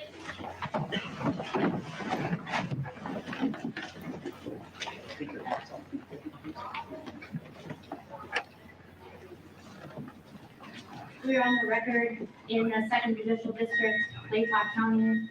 This is the Magistrate's Division of District Court. This is State of Idaho versus Bryan C. Kohberger, cause number CR 29222805. Mr. Kohberger is present in court. He is in custody. He is appearing with his attorney, Ms. Taylor, Mr. Thompson, Ms. Jennings, on behalf of the state. This is the time set in the matter for initial appearance. Mr. Kohberger, I am going to advise you of the rights that you have in this case. I am going to go over the criminal complaint with you, and then we're going to discuss setting the matter for further hearing. You have the following rights. You have the right to remain silent. Anything you say can and will be used against you. You have the right to the presumption of innocence. That means the state bears the burden to prove that you are guilty of this offense beyond a reasonable doubt. You have the right to a preliminary hearing. A preliminary hearing is a probable cause hearing. At that hearing, the state must establish that more likely than not, these felony offenses were committed and you were the one that committed the felony offenses. You have a right to have that hearing within 14 days if you remain in custody. If you are bound over at that preliminary hearing to district court, if the court finds probable cause, you would be bound over to district court. And at that time, you can enter a plea of not guilty, and you can have a jury trial set within 6 months of your appearance in district court. At both your preliminary hearing and your jury trial, you have the right to confront and question any evidence or witnesses called against you. Call witnesses on your own behalf and compel witnesses to be present and testify at the state's expense. You have the right to be represented by a lawyer. If you cannot afford one could be appointed to represent you based upon your financial need. You also have the right to appeal any conviction in your case. Do you understand these rights? Yes. I am now going to go over the criminal complaint with you. Count 1 of the criminal complaint charges you with the felony offense of burglary. It alleges that the defendant, Bryan C. Kohberger, on or about November 13th of 2022, in Latah County, state of Idaho, did unlawfully enter a residence located at 1122 King Road, Moscow, with the intent to commit the felony crime of murder, in violation of Idaho Code 18-1401 and 1403. The maximum penalty for that offense, if you plead guilty or are found guilty, is not less than 1 year in prison, no more than 10 years in prison, and or a $50,000 fine or both. Do you understand? Yes. Count 2 alleges that you committed the felony offense of murder in the first degree. It alleges that the defendant, Bryan C. Kohberger, on or about November 13th, 2022, in Latah County, state of Idaho, did willfully, unlawfully, deliberately, with premeditation, and with malice aforethought, kill and murder Madison Mogan, a human being, by stabbing Madison Mogan, from which she died, in violation of Idaho Code 18-4001, 4002, 4003, and 4004. The maximum penalty for this offense, if you were to plead guilty or be found guilty, is death or imprisonment for life. Do you understand? Yes. Count 3 alleges that you committed the felony offense of murder in the first degree. It alleges that the defendant, Bryan C. Kohberger, on or about November 13th of 2022 in Latah County, state of Idaho, did willfully, unlawfully, deliberately, with premeditation, and with malice aforethought, kill and murder Kaylee Gonsalves, a human being, by stabbing Kaylee Gonsalves, from which she died, in violation of Idaho Code 18-4001, 4002, 4003, 4004. Again, the maximum penalty for that offense, if you plead guilty or are found guilty, is death and or imprisonment for life. Do you understand? Yes. Count 4 alleges that you committed the felony offense of murder in the first degree. It alleges that the defendant, Bryan C. Kohberger, on or about November 13th of 2022 in Latah County, Idaho, did willfully, unlawfully, deliberately, with premeditation, and with malice aforethought, kill and murder Xana Kernodle, a human being, by stabbing Xana Kernodle, from which she died, in violation of Idaho Code 18-4001, 4002, 4003, and 4004. Again, the maximum penalty for that offense, if you plead guilty or are found guilty, is up to death and or imprisonment for life. Do you understand? Yes. Count 5 alleges that you committed the felony offense of murder in the first degree.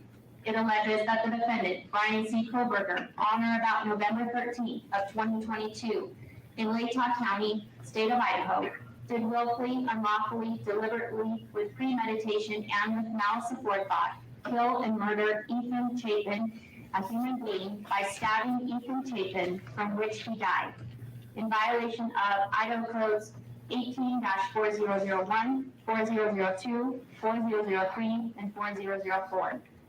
And again, the maximum penalty for this offense, if you plead guilty or are found guilty, is up to death and imprisonment for life.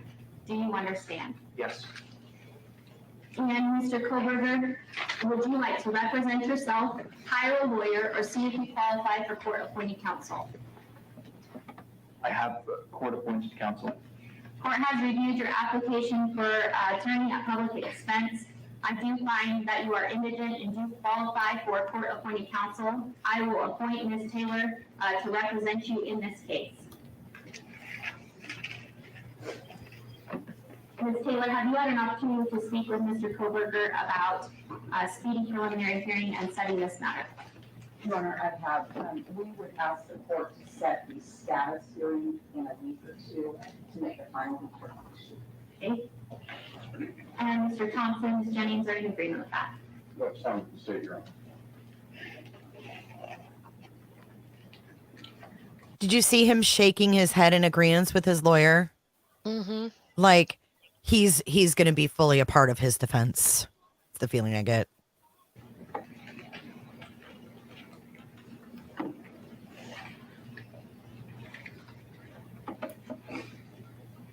I will go ahead and set this matter for a status hearing then on the calendar on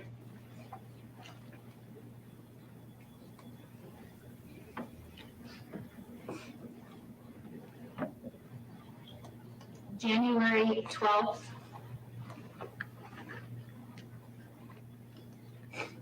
at 10 o'clock a.m.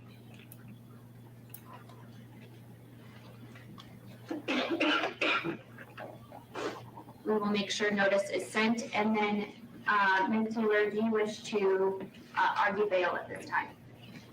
Your Honor, I would like to ask the court to consider setting a bond. Mr. Kohberger right now is on a no bond hold, but it's a limited request as I don't have enough information. We are new to the case. We haven't reviewed very much in the way of information about the case, and we have just done our own work on the case. But we would want the court to know that Mr. Kohberger has a good family that stands up to him. And Mr. Thompson? No, the state's position is Mr. Kohberger is not entitled to bond in this case. The charges, as is noted on the arrest warrant itself.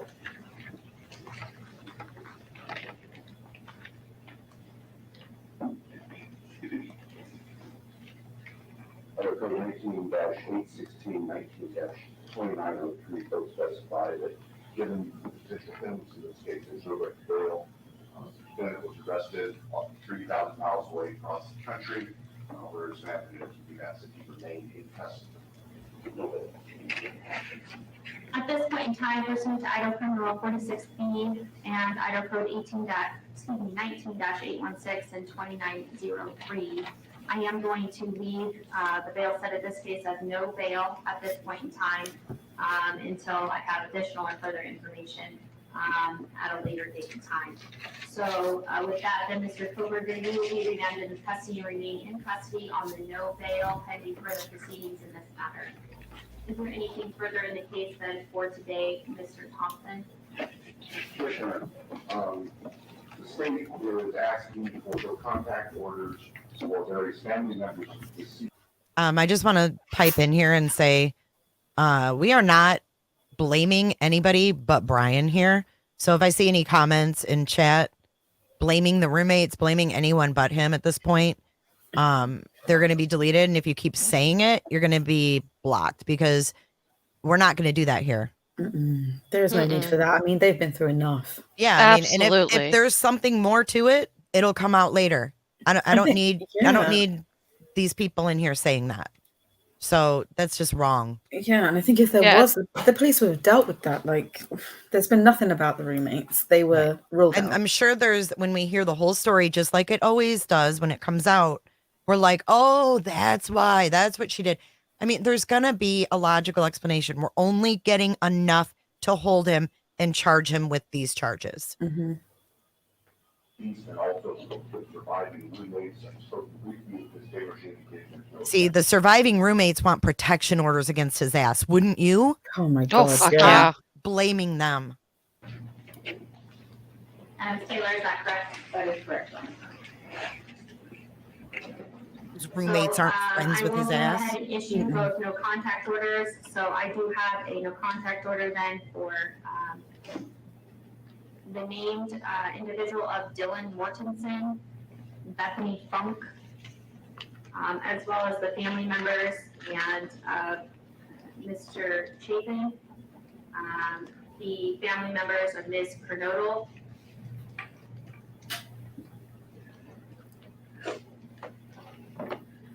excuse me, Mr. and Ms. Laramie. So that was Wait a minute. Much anticipated. Did you guys hear that? Appearance by Idaho murder suspect Bryan Kohberger, and The last thing she said. Did you hear my thing go? He does not know. No. No. Oh, I think I accidentally hit my soundboard. Okay, wait. What was the last thing I missed? Fucking Bertolino butted in. Taylor, is that correct? That is correct. So I will go ahead and issue those no contact orders. So I do have a no contact order then for the named individual of Dylan Mortensen, Bethany Funk, as well as the family members and Mr. Chapin, the family members of Ms. Kernodle,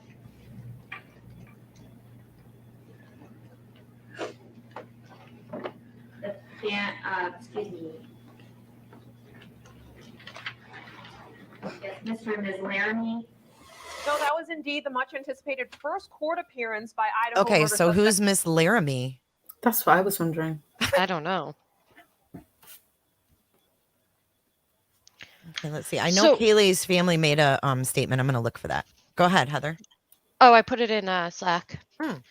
Real quick though, I was kind of skimming back through the affidavit because I'm going to read this 1,700 times. Exactly. When he says, like, I'm not going to hurt you, or what was it? I'm not. Yeah. I'll help you. I'll help you. I'll help you. Do you think he was talking to the dog? Oh, I don't know. Gosh, I don't know. At what Especially point with- did he say that again? Like what Yeah, I want to see that bit again. 'cause was I can't that remember. when Dylan, before Dylan saw him or after? She heard was that after. first. Or heard him I after. think. So she So saw him and maybe- then heard that. Right. And she saw someone walking towards her and lock the door. I'm just wondering. Yeah. And I'm not blaming her. I'm just trying to rack my brain. I don't know if like did it say her and the other girl were in the same room together? I don't think it said, did it? I don't think it said. No. No. But maybe they weren't. And, maybe she locked herself in a room and she was terrified. And then maybe it wasn't until Bethany got up that they called friends and stuff. Because we don't know exactly what she saw or anything. We just know that she saw him and she heard things that were going on upstairs. And, Yeah, and we don't who know knows, what she thought was going on, right? Yeah. No. And she could have been drunk too. So she could have just been like, Or groggy or awoken out of a Yeah. sleep. I mean, It's we don't know. freaking, 4 a.m. almost. Mhm. If someone wakes me up out of my sleep at 4 a.m, I'm going to be out of it. Right. Yeah, absolutely. I'm gonna play. Well, and I think it's interesting too because we heard that the roommates' lives were spared only because this person was spooked. Yeah. So, I mean, I don't know, man. So let's go back though and think about what we do know about the calls to Jack. Dude, those were way the fuck Yeah. before 4 Way a.m. earlier. Yeah. So we were all thought those Maddie were and such- and Kaylee sleeping? Did they crash in Yeah. that twin bed and just was But the they did say that, didn't they? That this happened when they were asleep. right? I mean, he was still at his house when those calls were being made to Jack. So he obviously wasn't creeping around at that time.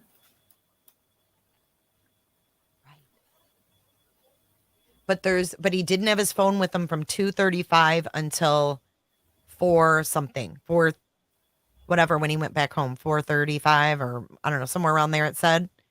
There was like a 2-hour span where his phone did not ping in that area, but his car was there on all Yeah. these I videos. thought it was from like 2:47 or something. Have to So- go back. I can't So remember. did they see somebody or hear somebody? Is that why they called Jack? Like it wasn't an emergency. Like he wasn't in the house. But maybe she No. took the dog out and saw him or saw his vehicle and was like, "Oh my god, there's that guy. Come over," or something. Who knows? What time did those calls start? 2:23. I think 2:23 or 2:24 to 2:52 was the last one. And he left his home when?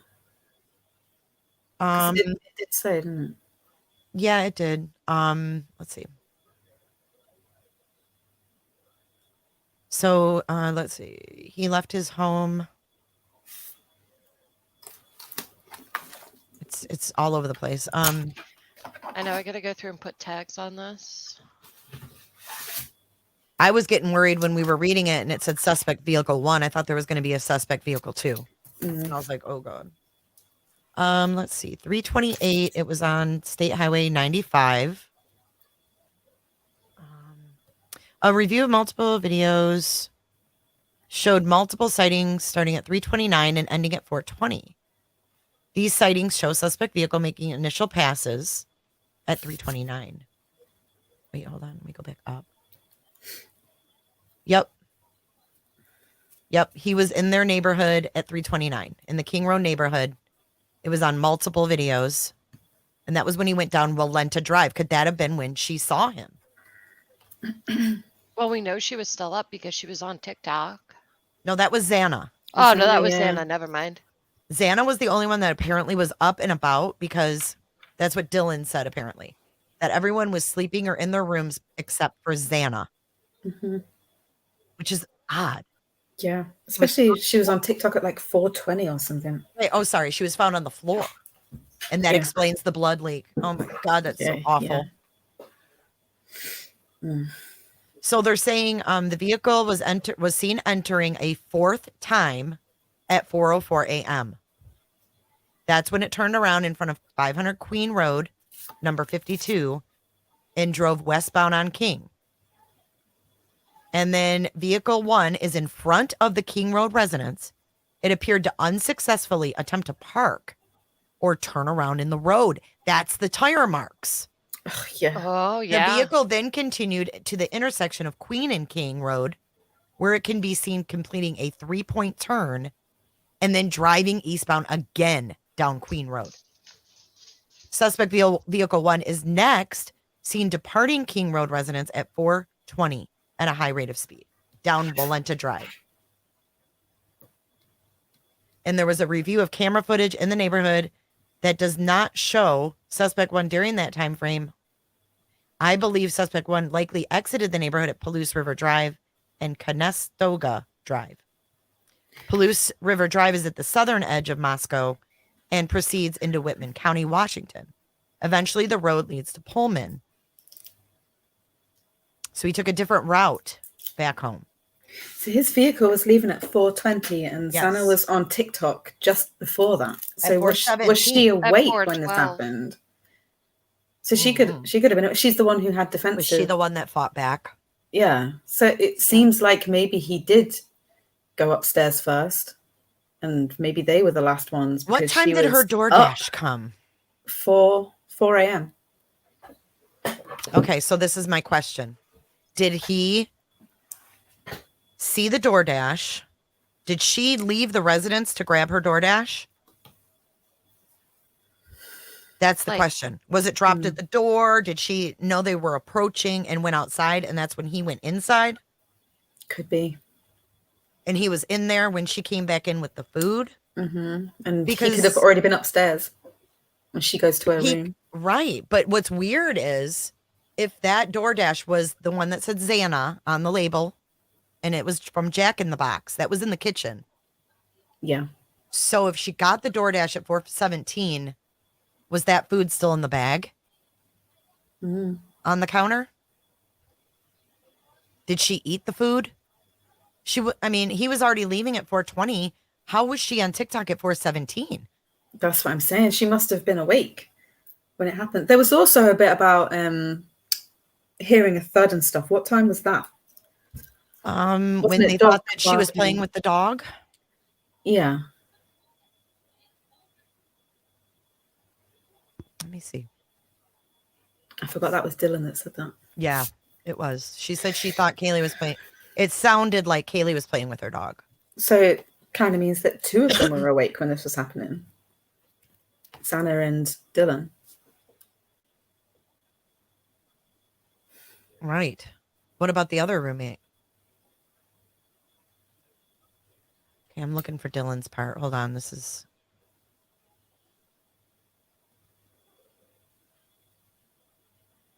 Yeah, Dylan's account is chilling. Oh, it really is. God.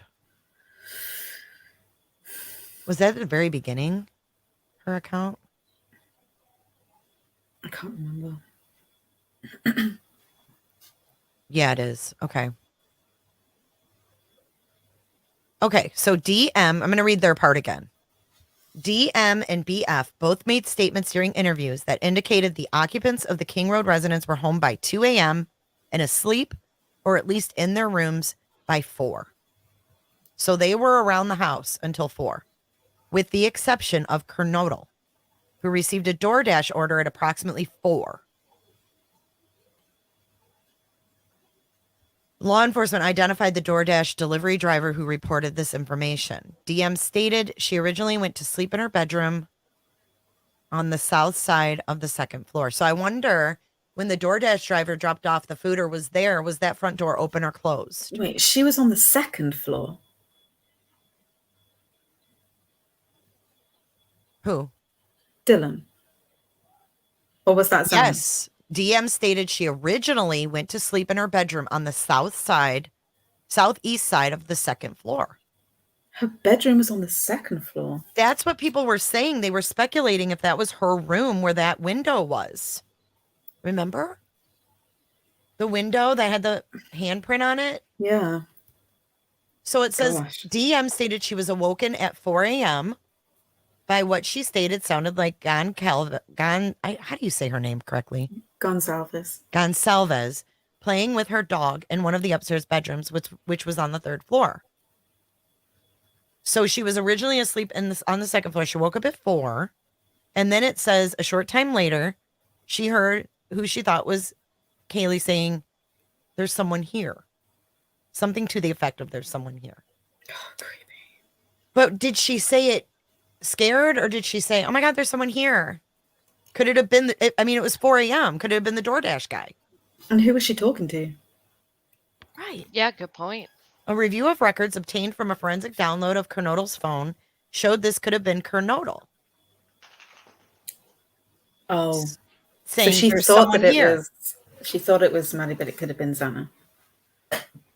Right. A Because she review of was records awake. obtained, from Kernodle's phone showed this could have been Kernodle, as her phone indicated she was likely awake and using the TikTok app at 4:12 a.m. She was on TikTok. Mm-hmm. DM stated she looked out of her bedroom window, but did not see anything when she heard the comment about someone being in the house. So she thought someone was in the house, so she looked out for a vehicle, probably. DM stated she opened her door a second time when she heard what she thought was crying coming from Kernodle's room. Oh my gosh. DM then said she heard a male voice say something to the effect of, "It's okay, I'm going to help you." So he was talking to Xana. Mm-hmm. And then at 4:17, a security camera at 1112 King Road, and at residence immediately northwest, picked up distorted audio of what sounded like voices or a whimper, followed by a loud thud. Where was that Distorted from? audio from 11 northwest, a residence immediately northwest of 1122. Picked up distorted audio of what sounded like voices or a whimper, followed by a loud thud. Gosh. A dog can also be heard barking numerous times, starting at 4:17 a.m. The security camera is less than 50 feet from the west wall of Kernodle's bedroom. DM stated she opened her door for a third time after hearing the crying and saw a figure clad in black clothing and a mask that covered the person's mouth and nose walking towards her. DM described the figure as 5'10" or taller, male, not very muscular, but athletically built with bushy eyebrows. So could he have been walking back towards the sliding door to get out when she saw him? Because she was on the second floor. That's where the sliding door is. But where would her bedroom door would be on the other side of the house? Like, Yeah, I wanted why would to he even see, be? 'cause, yeah, her bedroom. Why would he Have to even look be at that walking thing towards again. her? Yeah, where is to that? get out? Because I think the bedrooms. Let me look. I'm looking in Slack. I'm gonna Xana pull and up. Ethan's bedroom's like next to the staircase, and then you have to Right. go through the living area and the kitchen to get to the sliding door. And I think the bedroom's like on the other side of the kitchen area. I think. I'll pull it up. I've got it right here. Okay, here's the second floor. Hold on.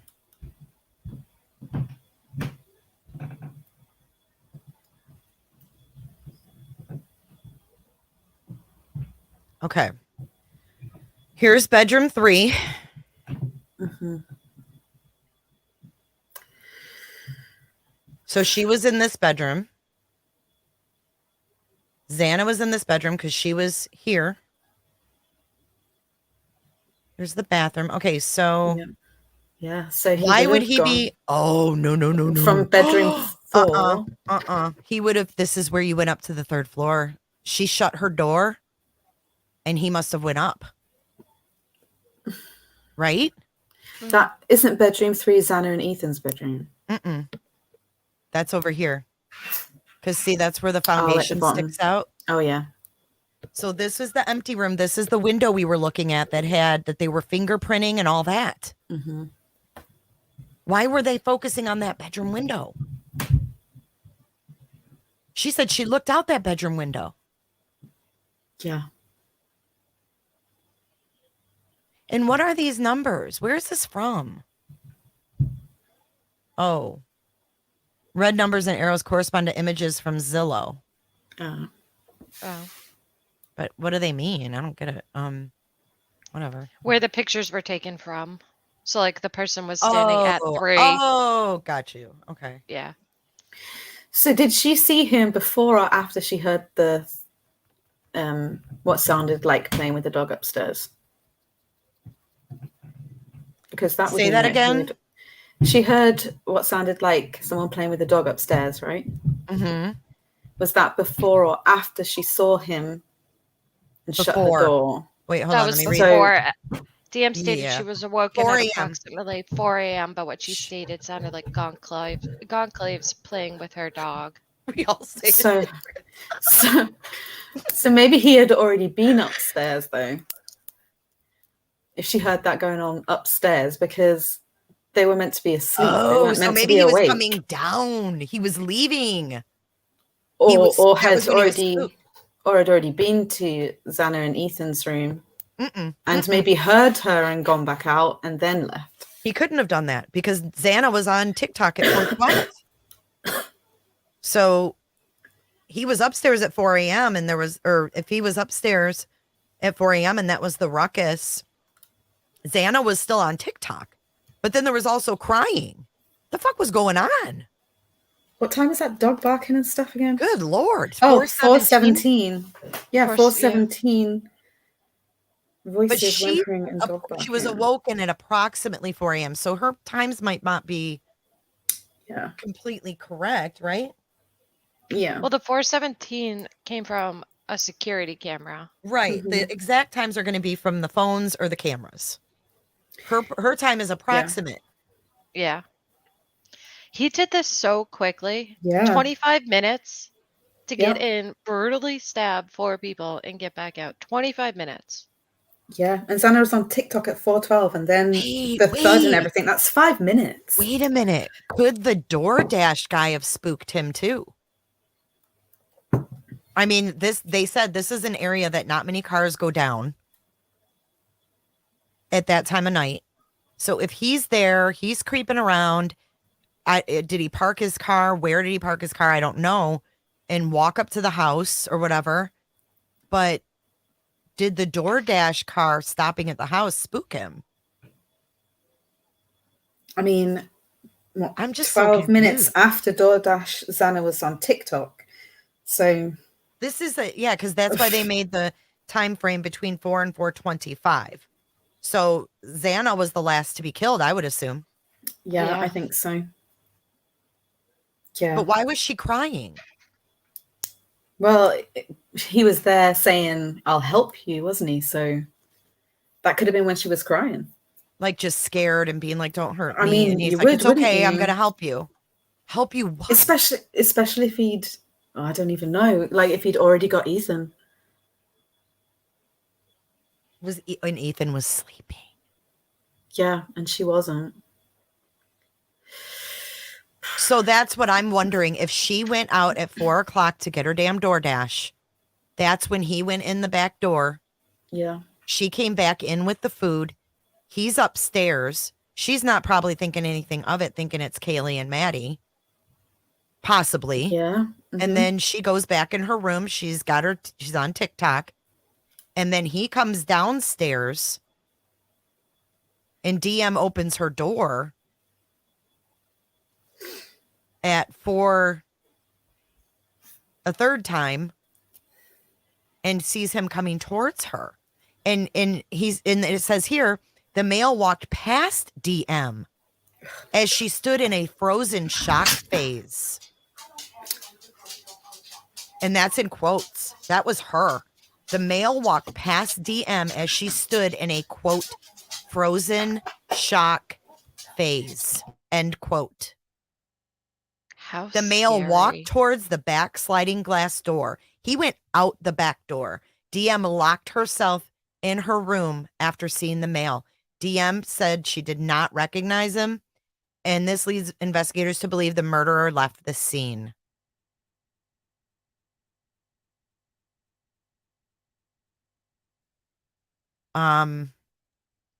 If it says she was in a frozen shock phase, I think it's altogether possible that she was literally in her room. Like maybe she did know what happened and she was in complete and utter shock and like hiding. You know what I'm saying? Like, yeah, that's what I think. I think that it wasn't until Bethany got up the next day that they realized that something had happened. I think she was just locked in the room, too afraid to leave. Right. And I bet you what she did was contact Bethany, and they both didn't leave their rooms until they called people over. Or maybe Bethany had tried to get into her room and couldn't, and that's why the report was that there's an unconscious person. So Bethany was the only one on the first floor then? That's what it sounds like. And so we were told by the police they were both on the first floor, but that was obviously for the killer. Yeah. Jay, I'm sending in text a better map that kind of maps out Okay, cool. like where they were. All right, let's take a look at this.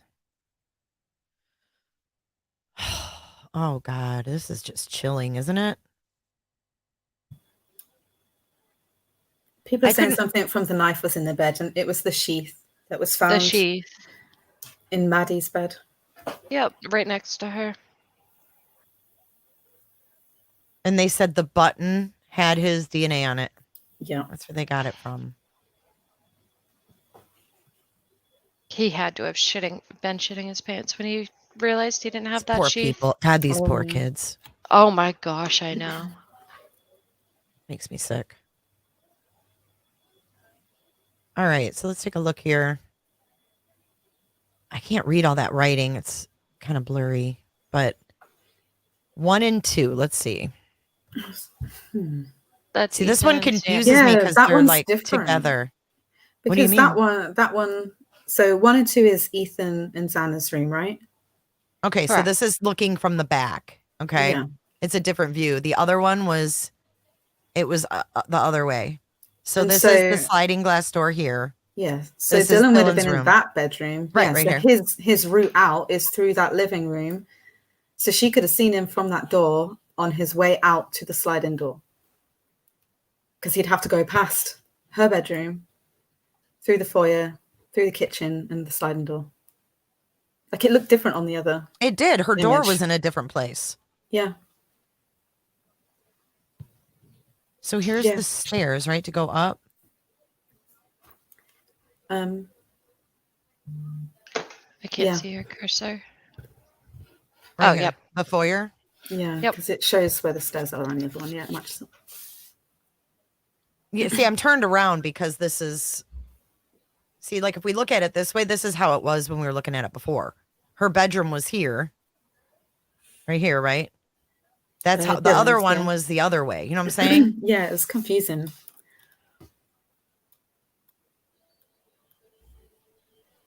Yes, I do think she saw him on the way out. And I think that was his plan to just get out and go because otherwise he could have got her. I was just going to say, why leave her if, he actually saw her open that door. And that might be why, he escaped quick because he'd been seen.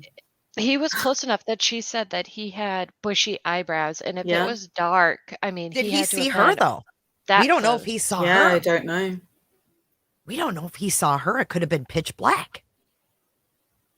He may not have even known that she saw him. Yeah, he really couldn't. But how did she? I don't understand how I still don't understand how she saw him. Why would he be in this living room? For what? He went out Because the back door.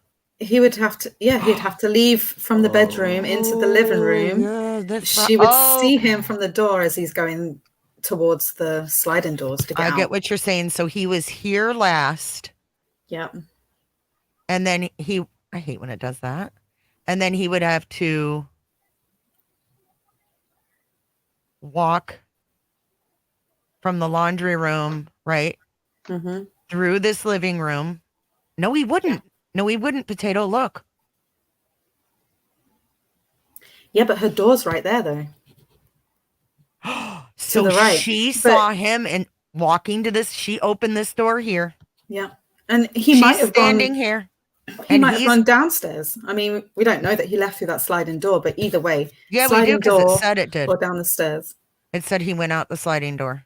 Oh, it did? Well, yeah. Mhm. I mean, that makes sense then, because she would be able to see him going through that living area. Yeah, so I think that he came right towards her, walking towards her through that living room. Mm-hmm. And he might not have seen her. Like you said, it could have been dark in that living area, so she could see him, but he's focused on getting out of there, so he's not paying attention to what's going on.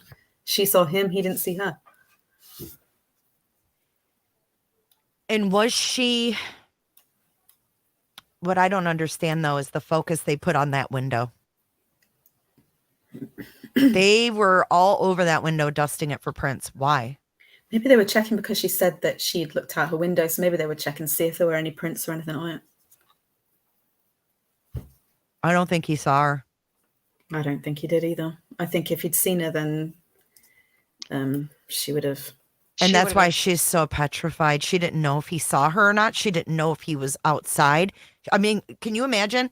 Okay, picture yourself being poor Dylan. And you're worried that if you call 911 and say one word, he's going to hear you. You don't know if he's out, if he's there or not. Exactly. She could be thinking he's still there. I would have been quiet. Yeah. She probably sat there You'd and hide. did not move. Yeah. His footprint was right outside her friggin' door. I mean, she was probably terrified. I bet she was. And she probably didn't move a muscle. No, and it really makes sense that she didn't come out because, I mean... Right, I mean, what 20-year-old girl is going to just wander out and go, let me see what's going on. I just saw this guy dressed in black in a mask. I heard crying. God knows what else she heard that's not in here. And smelling stuff as well. I mean, not to be graphic and stuff, but the amount that they bled. Yeah. Yep. And you know what that smells like. Yeah. Every girl knows what that smells like. Oh. Yeah, I mean, for real. And yeah, I will show that green eyes. But she had to be petrified. Yeah. And I really do think that it was Bethany. And she's not going to think she's not going to think to call 911 and order a pizza. She would still have to talk. Yeah. I wouldn't want to say a word. I would hide probably in a closet or something if I could.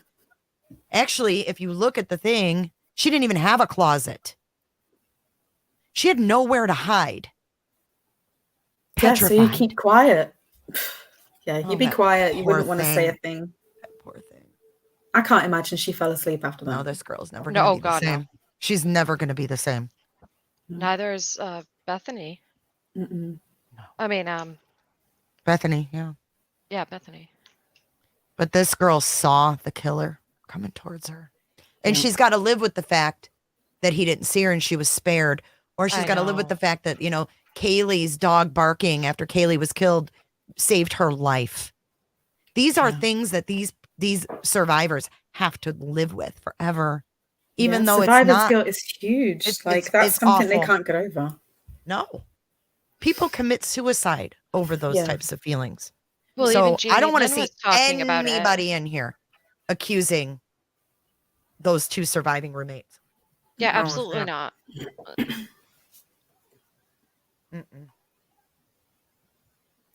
It's horrific. But you guys, you have to also remember, in this affidavit is only enough. Mm-hmm. Only enough. There's probably so much more she has. Yeah, There's probably so much more she has. I'm sure. Dude, there I is. would have, I don't know what I would have done. I would not have moved. No, I would not have moved. nope. And I know what it's like when, because I've lived on my own, and I know what it's like when you think that you've heard something. You literally do just stay in your room and you don't want to leave because it's scary You don't to even think what want to you're going look to out the be window. confronted by. No, and you just hope that it's nothing. But she actually saw him, so she saw him, locked herself in a room, and yeah, must have been absolutely terrified. Yeah. I mean, I've been scared before, and like where your blood runs cold. Yeah, That kind of feeling. And it's no joke. And that was for real. yeah, I was scared over something that wasn't real, that really wasn't a threat to me. yeah. But Same she had here. an actual threat in front of her face and probably knew that her roommates were harmed. She she maybe didn't know if they were dead, but she probably knew someone was harmed. She had to have heard something bad. Yeah. And that's exactly just Dawn, paralyzed in fear. Mm-hmm. And people are saying, oh, Dylan saw no blood. We don't know that. And it doesn't even matter. Like, it's still a terrifying situation. Like, she'd heard all this stuff and in real time probably wasn't putting it together, but then afterwards, seeing him, like she'd heard all this happening and then she saw someone in their house. After that, you'd be thinking of everything that had just happened. And yes, she would be terrified and just sat there. Could it be possible that Dylan got up in the morning and just came out of her room like normal? Let's go back to the first floor picture. I'm just assuming, or, not assuming, but I'm just saying, like, what if Dylan woke up, came out of her room, saw something bad, and that's when she went, that her and Dylan found each other and called, like maybe Bethany went into Dylan's room or I don't know, who knows? And maybe they locked themselves in there until friends came over. I don't know, man. I just think that you can't hold these girls to be logical in a situation like this. You can't hold them to think logically and do what we would do while we're sitting here calm, reading about the situation. Where did that house diagram go now? Oh, here it is. Okay. Let's take a look at this again. Now, we don't know what room Bethany was in. But here's the first floor. So it's either this room or this room. And the only windows she's got are front windows. So it doesn't seem like he was down here at all.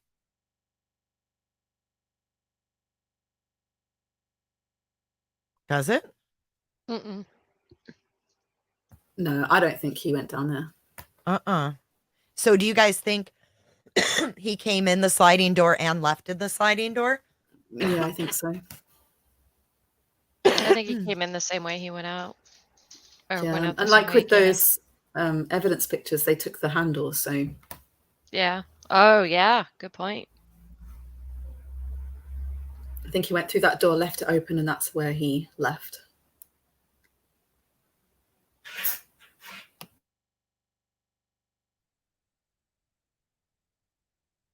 Oh my goodness. Tough Tiff, you have a good point. We don't know if she had her phone between the time she saw him and the next morning. We don't know where her Good phone point. was. And what I'm confused about is it says in the affidavit that she originally fell asleep in her second floor bedroom. What do you mean originally? Did she go somewhere else? Yeah, Like after he left, did she run down to a first floor room and lock herself in there? Yeah, it doesn't say.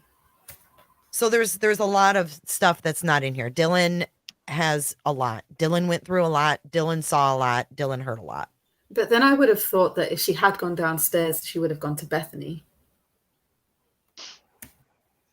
Maybe. Yeah, that's what someone said. Maybe she jumped out her window and ran to the front to Bethany. Wasn't the front door open as well? Yes. And that's So maybe she Kara did just go said, through. though, that's the Yeah. New York Post is the only one that said that. And that came from a neighbor. Oh, okay. And they could have had the wrong Oh. day or not open at all. So we don't know for Yeah. sure. Mary P thinks she might have been running to the first floor to hide with Bethany. So maybe she I knew don't that know. that I Bethany was. think that she shut her bedroom door and didn't leave because, I can imagine.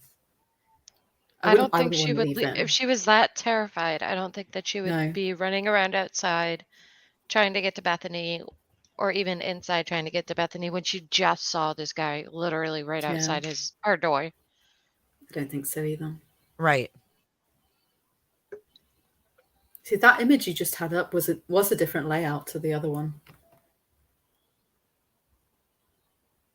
Yeah, I know. Like, it doesn't make sense. So did it change after they did they added the third floor on, or? Yeah, maybe. Okay, here's some more just to look at from, can you see this or no? Yep. Okay. Engine.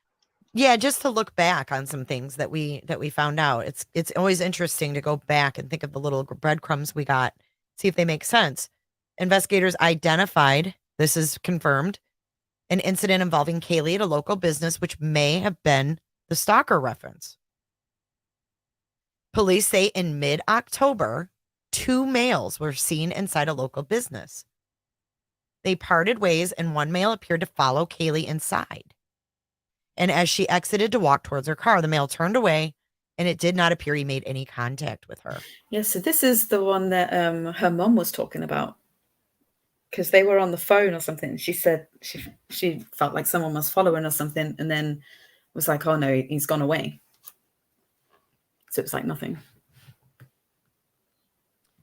See, but this could be a lie. Based on available information, detectives believe this was an isolated incident and not an ongoing pattern of stalking. But see, that's when we weren't getting, everything that was put out was not for our benefit. And that's what we have to kind of keep in mind. And they are going to say that it's not connected because, it's part of their investigation. Now, what is this? I'm confused. Why? What is this? I don't know. Is this the first floor? The laundry? Doesn't look like it. Mm-mm. I think it is. But I think, isn't there only 2 bedrooms on the first floor? Yeah, there's a laundry room too, I think. Where did that layout go? God dang it. Where did that layout of the house go? I just flipping had it. Tell me if you see it.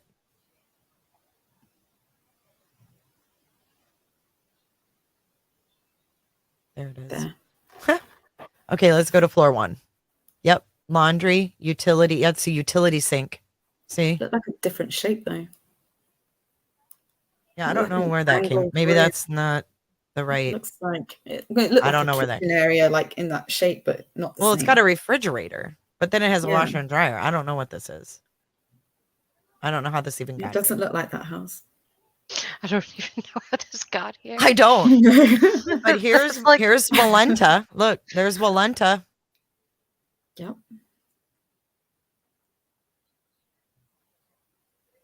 So, okay, so this is what I wanted to see here. Look at this.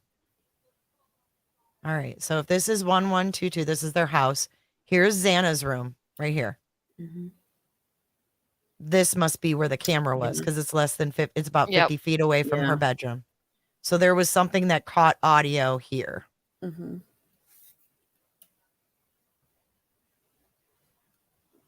Oops. All right, let's see. I'm just looking through to see what we have here. Who is this? Oh. Mm-mm. We have all kinds of shit in here. I'm just seeing. I like to go back in time, So now it's like the Grubhub meant nothing. No. Mm-mm. Or the Grub truck, I mean.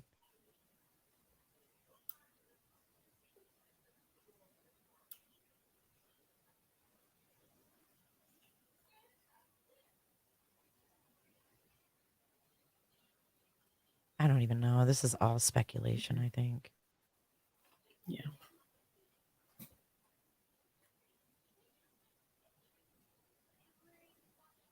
I hate when that happens. People.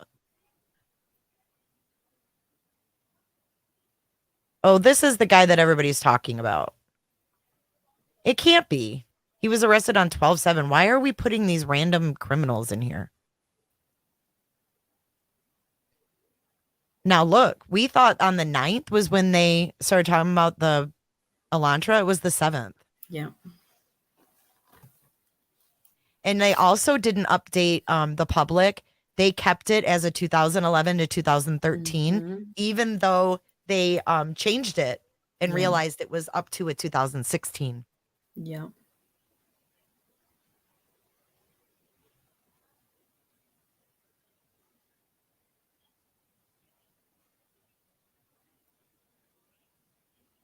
That guy's scary.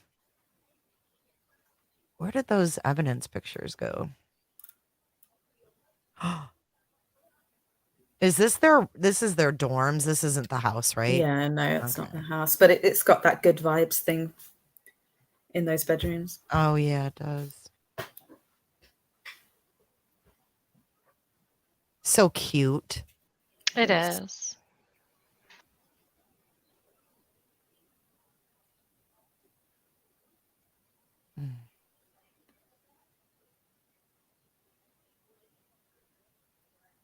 See, that was all speculation. Oh, the car's been abandoned in Eugene, Oregon. Like, see, all that Mhm. stuff is such a waste of time. That's why I don't mess with it. Yeah. You sit there and spend days looking at something that might not even be anything. That's why I don't even want to entertain it, you know? No. Now this, they mentioned that in the affidavit, Yes, his it questionnaire, did. didn't they? Yep.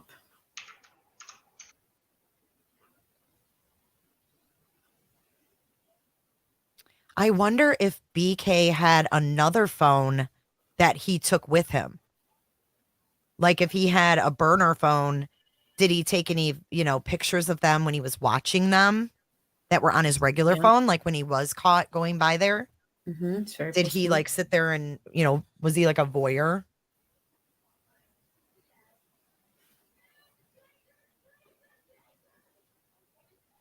Now, did you prepare for the crime before leaving your home? How did you travel to and enter the location after arriving? What steps did you take?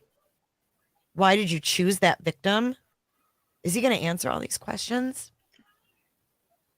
Yeah, it's creepy how it links up. Mm-hmm. I Did you know. struggle or fight? I mean, all those things.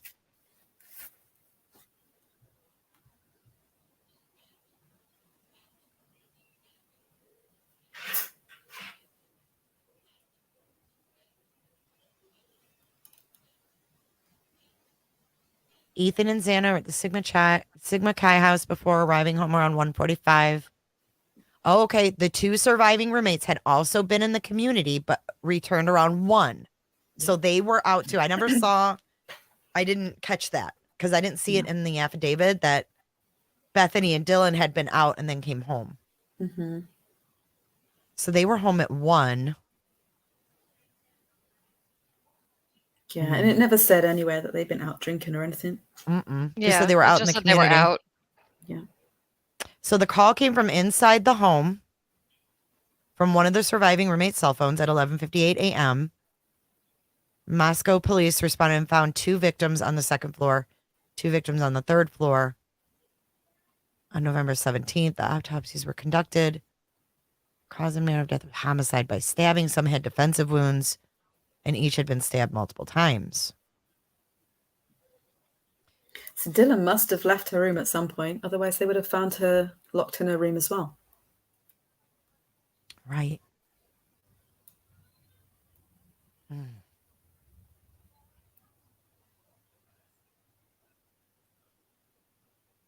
I mean, she may have came out when the other friends were there.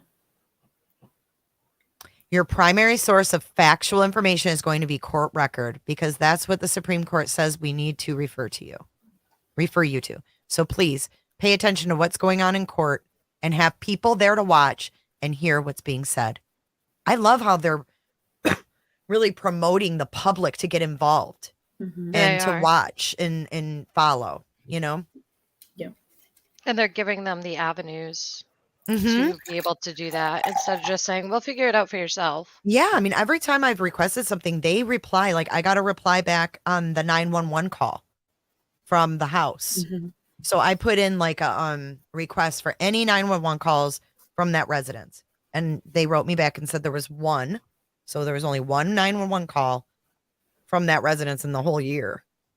And it was that one. Yeah.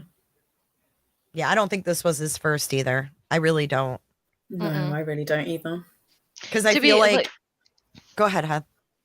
oh, like I said earlier, to be able to commit this in 25 minutes or less. I mean, we knew Xana was on TikTok at 4:12, but they also know that he was out of the residence by 4:25. That's insane. Like, Mm-hmm. Yeah, this is it someone who really has is. done this before. And This he isn't somebody watched who went them in and for panicked. years. Or not years, I'm sorry, Yeah, he months, was right? surveilling them. Couple Yep. months he Yeah. watched or and had time to plan his route. Like he didn't walk in there blindly. Mm-mm. Mm-mm. I mean, even his survey thing shows that he's thinking about this kind of thing. I think he really planned it.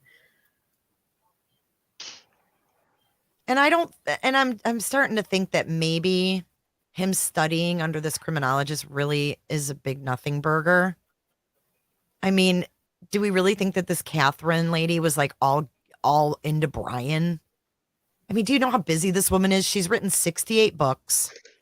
She's studied serial killers. Do you really think she's got time to fuck around with this student to that degree? Oh, To no, where he was she's going to just a get him student. in with, I don't know. It just seems No. far-fetched. I don't Seems think so. far-fetched to me. I just think that it's just one of those weird things that goes into this case in him. Maybe he picked that school because he was fond of her, you know?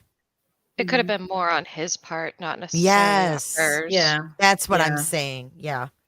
definitely. Kind of like he was with the girls. They had no idea Yep. who his ass was, but he's watching them, right? I'm just so curious how he initially found that house and why that house was a target to him. I know. I want him to Yeah. actually speak when we know he's not going to anytime soon. Right. All right. Do you guys want to watch Kaylee's parents' lawyer? Yeah. Yeah. Right. I agree, Amy Perry. I think it's good that they're encouraging us to, provide tips and follow the case and everything else. Well, especially in a Or no? Yeah. Morning, everybody. My name's Shannon Gray. I'm the attorney for the Gonzalez family. We're not going to be taking any questions at all. It's obviously an emotional time for the family, seeing the defendant for the first time. This is the beginning of the criminal justice system, and the family will be here for the long haul. And that's the statement for the media today. Thank you. They are so strong. They really are. They really are. Her mom, look at her mom's face, breaks my heart. Look at her eyes. She'll never be just the took- same. She'll Mm-mm. never, ever be the same. Just hearing her describe the hell since this happened. Like she said, there's not a day that goes by that she's not thinking about Kaylee and what she went through. Mm-mm. She's broken. It's so sad. Is this Enton? Oh no, he wears a green coat. Pea green. I forgot. I wonder who this is, this lady. A friend, maybe? Oh, you know what? I wonder if that's the friend that they've talked about. The one that was like, or is that Jack's aunt? It could be Jack's Oh, I don't aunt. know. Yeah. She's probably there for support because she's the one that started the GoFundMe's for them, and they're probably really close to Jack's family. Mm-hmm. Oh, her poor mom. And she looked so much like her mom. Yeah. she Oh, does. yeah. No denying that child for sure. Just so Jeez. sad. It really is. Let's see if there's anything else. We're not going to be taking any questions at all. It's obviously an emotional time for the family, seeing the defendant for the I mean, what are you going to ask them at this point? How are you feeling? I mean, Yeah, there really is nothing to say. there's really no words. There's really no words. Yeah, she does. Green eyes. He might have. Oh, yeah. I mean, if we can study the layout from the Zillow photos, so can he, right, Jeanette? Yeah, that's true. Oh, man. Ashley, why? She said, my best friend's little sister was murdered by her ex-boyfriend, stabbed, and her family has never recovered, and it was in 2012. Oh my gosh. So sorry. So very sad, but they've raised over $20,000 for domestic violence victims. That's amazing. Mm-hmm. Wait, Emma, you know who he is? The lawyer? His wife is an Instagram influencer? What? What? Are you kidding me? I guess that's par for the course these days. I was just gonna say I can't be surprised by anything these days. Who was friends with neighbor Einan? We don't know that. But I'm curious if that was a stalker incident where Kaylee was on the phone with her mom. Who was the second guy?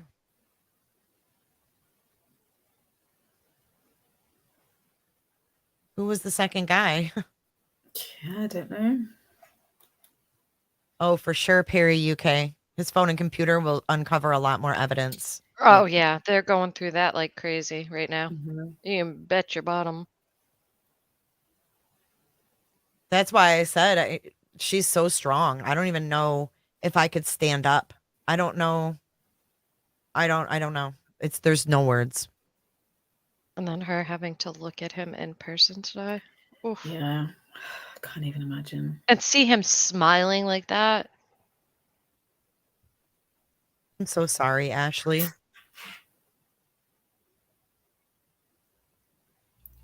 That's heartbreaking. Yeah, I don't know, Belle Aaron, if the mom saw. I'm sure Dad maybe did. I don't know. I don't know if they would. I don't know if they would look at that right now. What do you guys think? I don't know how that works. I wouldn't think so. I don't know. Lars thinks, hey, Lars thinks that he did it on his own. What do you guys think? Oh yeah, I think do so he too. did it on his own. I think he's too methodical and too into himself to hire out or to have somebody else in there. He's Yeah. kind of like, you want it done right, do it You yourself. gotta type of do guy. it yourself, like Mhm. Lizzie Bones says, right? Yep. And plus, he's always been described as a loner as well, so that makes me think that he was just on his own.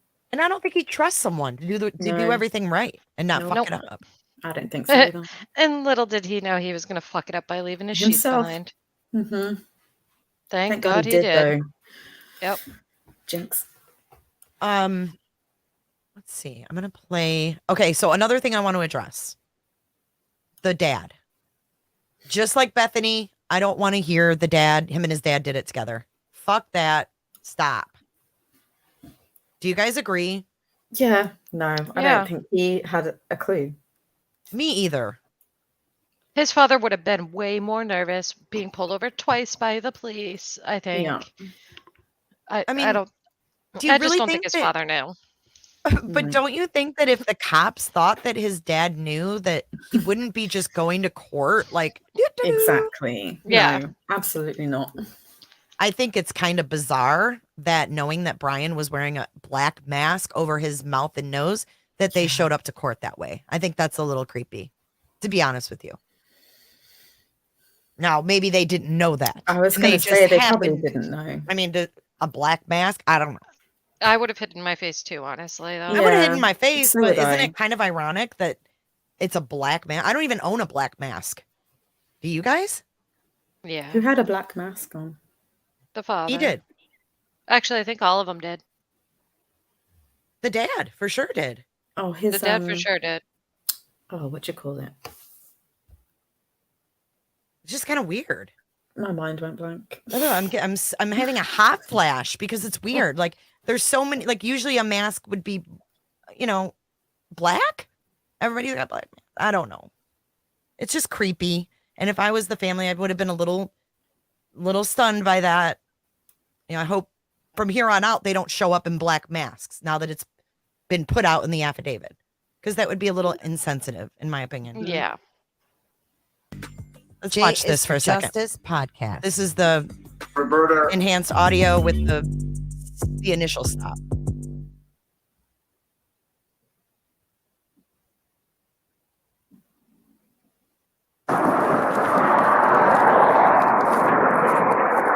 Hello. How you doing? How y'all doing today? Good, good. Take a look at your driver's license real quick if I could. This He's is great up right on here. I that want to show you man, guys man. something. I want to show you something. Look at the dark circles around his eyes. Mm-hmm. He was right up on the back end of that van. Pulled you over for tailgating. Is this your car? Look at that. He's going to get him right there. That's what they wanted. Yep. Shots of his hand. And everyone was like, why didn't the cop ask for his license and registration, run his stuff? They didn't want to run his stuff. That wasn't why they stopped him. They got what they needed right there. Get him to hand you his license. You'll see his hands. Okay. Cool. Where are you headed? So Bryan lies. Okay. He says, we're going, no. And then his dad pipes in and says, we're going to PA, Pennsylvania. What does Bryan say? We're going to get food? Thai food. Like, where are you heading? Oh, to get food? What? He's making it sound like they live there. I know. Not like 20 20 hours away. Yeah, like we're on a road trip, dude. Like we're halfway in our road trip. No, we're going to get Thai food. Where are you headed? well, we coming from WSU. And that's what fucked him up. Look at his face. Yeah. He's like, what are you talking about, old man? We're just out getting Thai food, dude. So now he's thrown up the WSU. And this motherfucker knows that the whole country's looking for a white Elantra and that there was a killing at WSU. Yes. So my question is, was dad in on this? Not killing, but did dad help them? Help who? Help Leo. Yeah. I don't think he had any idea anything was going on, honestly. So I don't think he was. You don't? Yeah, I don't. No, I don't I think you. think he was mentioning like all that shooting and stuff because that's what they've been talking about in that drive. So it's now like I'm at the wondering- forefront of his mind. Now I'm wondering, though, how the whole thing happened with dad coming out there. Was that a last minute plan? I think I've read that it was planned. Right. But that's what we were Yeah. told prior to his arrest. True. Right. We don't know if that's the truth. So we don't know, honest to God, if they tracked that, because the owner of the Elantra is Michael, his dad. His dad owns it. So they got Bryan on film right here saying, this is my car, meaning he's saying, this is my car. I drive it. Right. Because it's in Michael's name. But they got him saying, this is my vehicle. This So, is the one I use. the This is my driver daily of- driver. Yes, the driver of Michael's vehicle. Now, we know that they knew who this was, and they knew about the Elantra the day of the murders. Yeah. You don't think they tracked back when they found that the WSU police gave them video of the Elantra at his apartment, and you don't think they followed up and contacted Michael Kohberger and said, do you own this vehicle, and talk to him? I think they did. And I think he flew his ass out there. And I think this was a whole plan. I don't think this man would let his son get away with this. Do you? I mean, you think that they found out that this car was in this Michael's name and never spoke to him? I don't know. They had to have. Yeah. I mean, we know that the parents said prior that he had issues. He had anger issues. We don't know what the hell went on in their house. We don't know what Bryan's behavior was like when he was on heroin. True. I'm sure they saw a lot different side of him than just friends and just friends and acquaintances. You're a lot different with your family that you're comfortable with than you know. I don't know if they would risk telling the dad, though. That's where I'm. No, I don't think so. And I was thinking as well, maybe his dad flew out there because it's such a long drive back and he was just being a dad and didn't want him to do the trip on his own.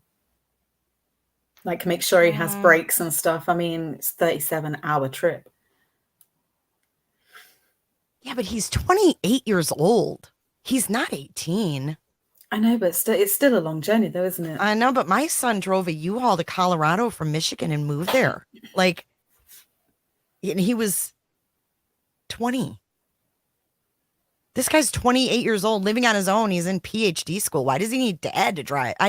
Maybe his dad might have been like insistent. I'm gonna come. Yeah. I'm gonna fly out there and drive back with you. I don't want you doing it on your own. Or was Maybe his Bryan dad just- insistent? Maybe Bryan said, Yeah. because he wanted to get this car back to PA. Maybe he said, dude, this car's acting up. Will you ride with me just in case there's any mechanical problems? Yeah. So I don't get stranded. And that's why they were having it checked out at the auto shop before they got on the road. Yeah. I wonder if he had new tires put on it. So that they wouldn't match the tracks that they had. Yeah. I mean, I'm just I don't know speculating. if they would talk to his dad like beforehand, just in case his dad kind of got a bit sus and tipped him off that they were kind of onto him with his car. Yeah. I just feel like it would be very difficult for someone that's not trained and just, the average layperson to keep something like that. Mm-hmm. Not so much hidden, but to not slip up and say something, Yeah. Yeah, that's pretty risky. That's pretty risky. Yeah, you know what, Miss Robin? I think you're probably right. His dad thought they were having a father-son bonding experience, and he was proud. Yeah. Yeah, you hear him say PhD, he works at WSU. I don't think that Dad wondered why he changed the license plate. I think that's normal. He had to. Yeah, I think the registration was up anyway, and he had Yeah. to. It was November 30th. Yeah, it expired on November 30th. So he lives there. He has to have, when you move somewhere, you can't just keep. If you're a resident, you have to change it over. They want that tax revenue. Yeah. You have like so many days from when you move somewhere. I think it's like 90 days to switch it over to that state or something, or maybe each state is different, but It just happened to be very convenient and perfect for Bryan to switch his plates over at that time, too. All right, let's keep watching, because this is where we left off where Dad says, we're coming from WSU, and Bryan shoots him. I mean, his neck, he's like, what? And then he looks forward like, oh, fuck. What am I going to do now? Dad just said WSU. What's WSU? Did you hear him? He cuts his dad off because he's like, oh shit. Now he's asking about WSU. It's Washington State University, basically.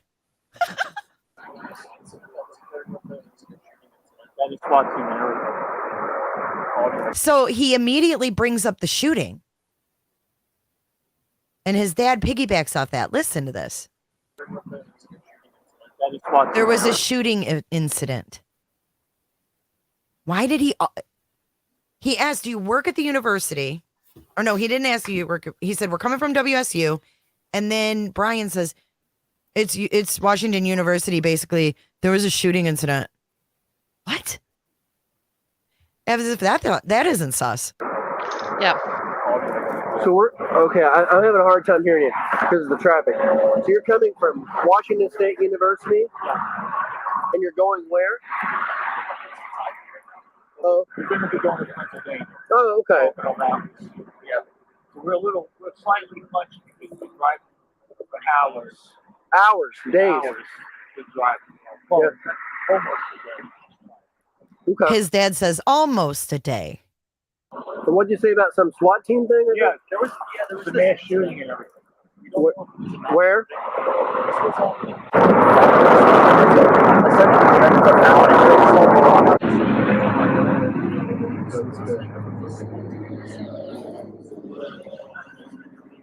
Did you see him glance down at his own hand to see if he was showing anything. This dude is such a douche.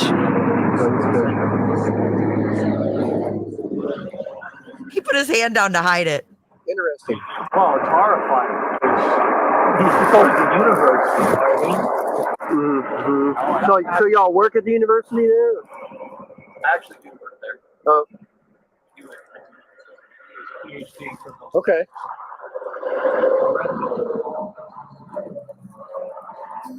Okay. Yeah, I hadn't heard about that incident. Just yesterday, or? Oh, this happened yesterday. About an hour and a half ago, it's still wrapping up for investigating. I'm not sure there's two shootings, but they did shoot somebody. I see. And then you don't know about that actually. They were there for Interesting. It's just such a crazy interaction to see, isn't it? It is. Another thing I wanted to pull up real quick is someone wanted to see the pictures of inside the house, or not inside the house, but the foundation. Oh, the blood. Yeah, I've got a lot of pictures here. I'm going to do this.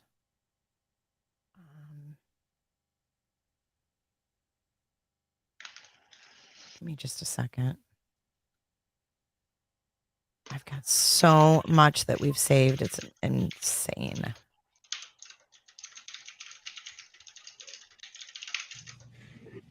Uh-oh. Hey. I don't want to replay that.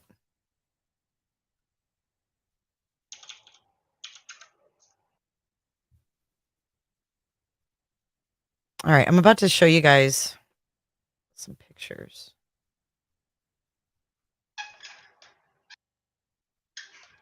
Let's see, where are we going to start?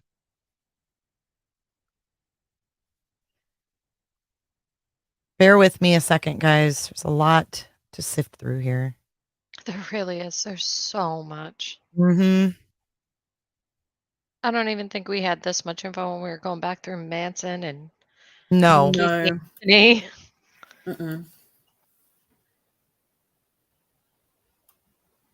Okay, this is how I'm gonna have to do it. Okay. So it just should be interesting to take a look at these again. Knowing what we know now, it's a lot different, right? Oh, How do yeah. I make this full screen though? There we go. Okay. Now I'm ready. I need to go get something to drink really quick. Cheryl T, can you guys read her comment? She had a crazy thought. I want to know what it is.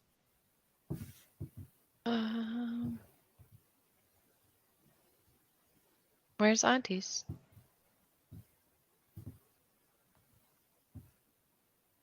I can't see. I don't know. I missed it. She said she just had a crazy idea, but now I can't find it. I can't find it. It like went. It like, I think my chat was like behind. All I see is they would not have spoken to the father, would have shown their hand. That's a very Yeah. good point. Coke Zero in the house. That's right, Anne. See, what I'm trying to figure out is how. There. I want to be able to see all the pictures and just click them. How do I do that? Did I ask you to do that? Oh, Charmed Girl, not Auntie. Said, Oh, sorry. here's a crazy thought. Baby Ellie asked him to ride with Bryan so he wouldn't try to take off. Yeah. But it goes back to the same thing. Like, Yeah. would they risk, his dad, like, cueing him in? 'Cause he could have said, like, oh, Ellie's talk to me. Like, what's going on? Yeah, I don't think his father would have risked that. No. I don't think he had any idea about anything. Yeah. I love how you say that. Any idea? Any idea about anything? Great. Who's Christopher Grant, Dad? Who's Christopher Grant? Why are you guys Christopher, his dad? What? What? Oh, he's tagging Christopher. Okay, his dad hasn't been arrested. Oh, White Wolf. He was probably suicidal after the murders and called Daddy. And Daddy, no, I don't think he told Dad anything. I don't think this man is suicidal. He's. Yeah, Mhm. it could be that simple, Cheryl. You're right. Miss Robbins said, what do you guys think the reasoning for saying suspect vehicle 1? Were there others? I wondered about that too. I think Yeah, that's just how they identify, though. I don't Yeah. think it means I there don't was think another they would one. ever just say just suspect vehicle. Yeah. I think they have to label them. They probably have specific things they have to put in there. Guys, Muck Boys says your 6-hour live was awesome a couple nights ago. I watched it all. Oh, awesome. Thank you. His mom is not a reverter. No. Police wouldn't risk telling someone on the outside, especially a parent, and they certainly wouldn't ask someone to put themselves into danger like that. That's true.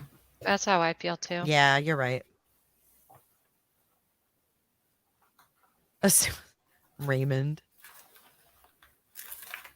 Yes, she was. So the interesting thing about the horror movie thing is that came out in 2011, and that was between Bryan's senior and junior year. And there was a friend that was on, was it T-Rev? T-Rev or Drunk Turkey? Which one was it? I get them confused. I think it was Drunk Turkey. Drunk Turkey interviewed a friend, and she said that she saw a shift in him as well between those 2 years. And he was doing heroin heavily. So I don't know what the sister's movie might have to do with it, unless he was on scene or he was doing drugs, and who knows? But I don't think his sister has anything to do with this. And it was like a school project in college. It wasn't like it was a flick that was going to be on Showtime. It was a student project. Yeah, project, yeah. Why it would be a horror flick, I don't know. I don't know I've never seen it. I don't want to see it. It was 2011, and it has nothing to do with this as far as we know right now.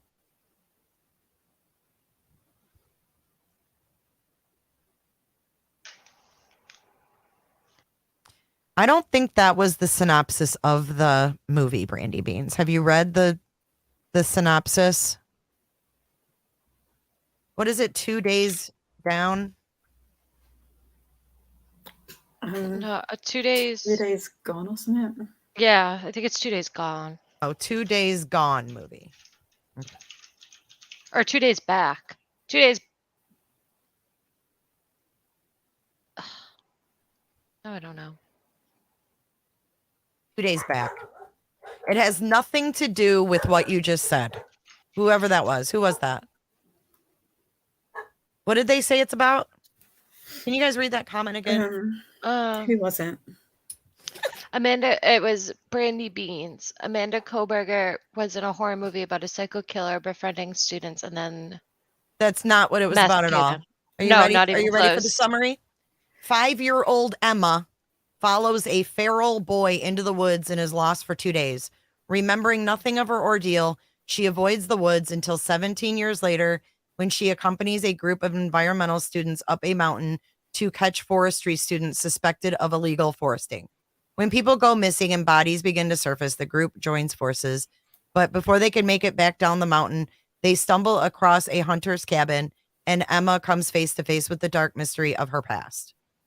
It has nothing to do with... I mean, I don't think it does. It doesn't sound the same to me. No. I just think that people are twisting that and making it sound like he reenacted this movie in these murders, and I just don't think that's the case. So his sister played Lori in the movie, and she survived. So people are like, oh my God, his sister survived the movie. Like, here's another synopsis.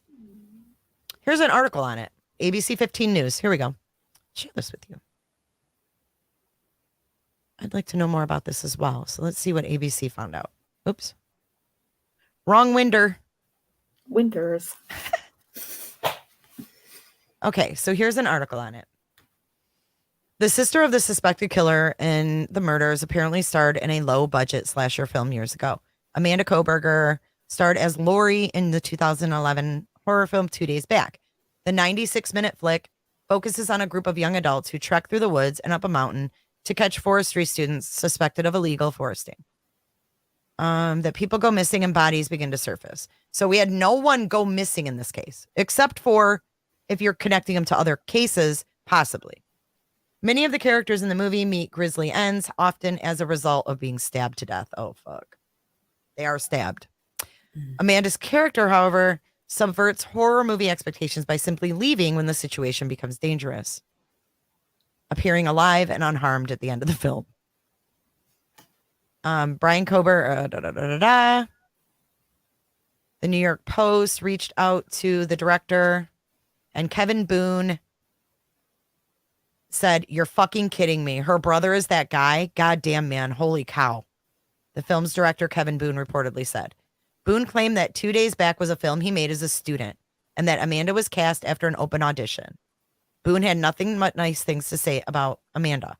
"I remember her well. I directed the movie, wrote the movie. I cast her." Boone reportedly said, "She's a lovely woman who is very nice. I liked her a lot. There was nothing weird about her," Boone added about Amanda while speaking with the New York Post. "I can't believe that's her brother." Bryan Kohberger, let's see if there's anything else. Karen Conti, a defense attorney, spoke with. Okay. And that's it. 2 Days Back is available online, but reviews are mixed. Here's the trailer. Oh, God. Are you guys ready for this? No. Can you see it or no? Yeah. Mont Alto Film Project, 12 years ago. Please visit us on Facebook and like the page. Or visit us at 2 Days Back.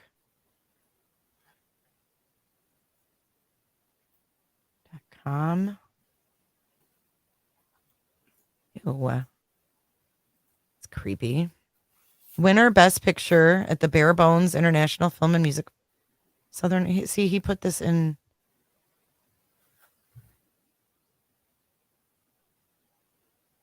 See, she's not Emma, though, right? Is she? No, she's Lori. She's Lori. So she wasn't the main cast. This is the crew here. That's Boone right here. This old man.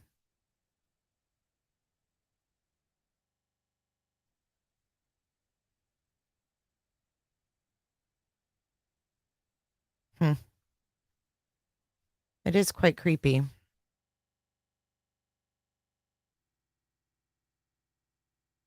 But here he is, Professor Kevin Alexander Boone, Penn State.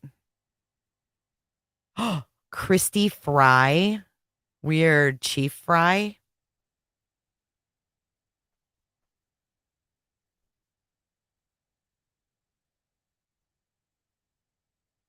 Are you there? Yeah. It just was really quiet. Sorry, just still looking around.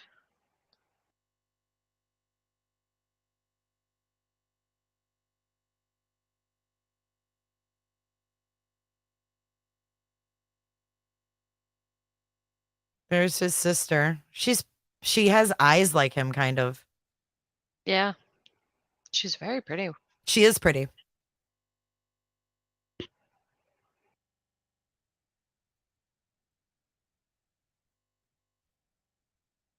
And there's the director right there. He's a professor at Penn State where he teaches film, screenwriting, writing, and literature. And coordinates the English program. I mean, the fact that she worked with him is pretty crazy, isn't it? And he said, Yeah. "Holy fuck, that's weird, isn't it?"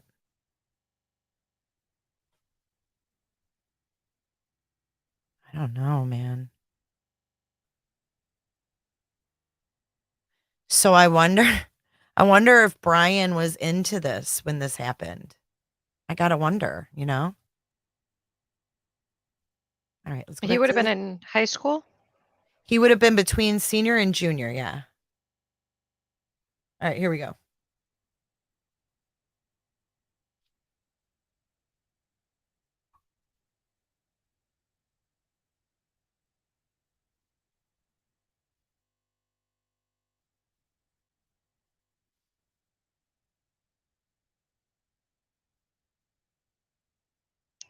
There's no sound, Jay.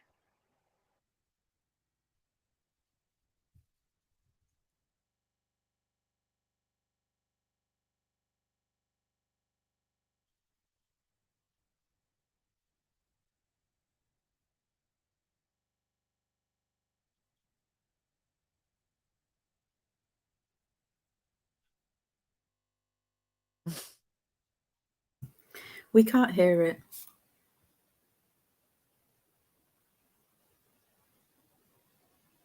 Hello. Jay? Can she not hear us? I don't know. I don't think so. What? What? We can't We hear can't it. hear it. You can't? That's No. so No. weird. I don't know why it keeps doing that. Jesus. Could you see it? Yeah. We could see it playing. We just can't hear it. And I'm all enthralled. I'm all watching this. My brain's like going a million miles a minute. Hear it now? We can't see it now. I can't see it. Yeah.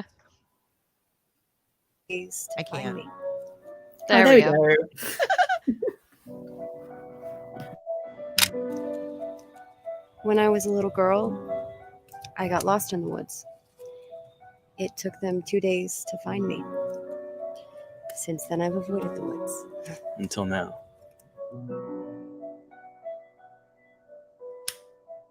We've learned that a group of forestry students are planning to go up the mountain and cut trees in protected woodlands.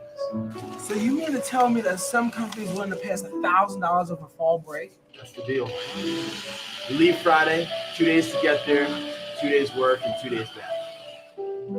You think those guys over there are really plotting the end of the world? I'll bet whatever they are talking about is not good for the planet. We need to follow them up there and document what they're doing. Hey, how come only a half a dozen trees are marked? No skid trails, no landing? That doesn't make any sense. Where's Chase? This is Emma, Steve, and Ben. Their friend got hurt. I think it would be safer if we were to stay here. With people who know what they're doing. What is it? Cabin down there? Maybe they have a phone. Who has a phone out here, you jackass? It's just a hunter's cabin. Season hasn't even started yet. There won't be anybody there.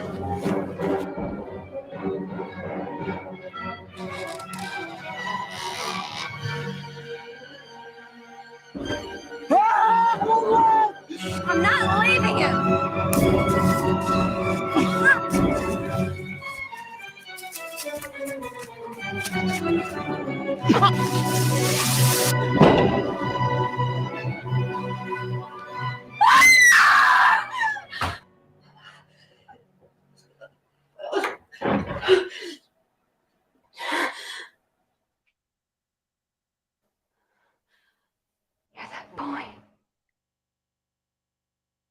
What was the last thing?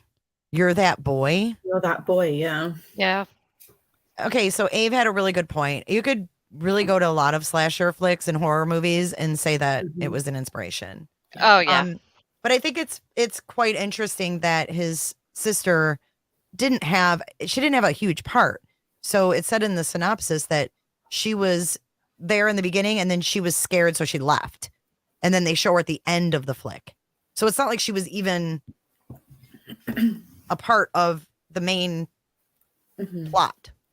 So I don't think that's that big of a deal. No. It's weird. I mean, it's Yeah. ironic. It's strange, but it's not connected. Mm-mm. Now, whether Bryan thought it was interesting is a whole nother dealio. I mean, I don't know. He may not have even watched it. We don't know. But anyways, let's go back to those photos real quick. And then I want to go through a few of these, particularly the ones of the house, you know, the foundation and that. I just want to kind of scroll through a few of these. If I can find them.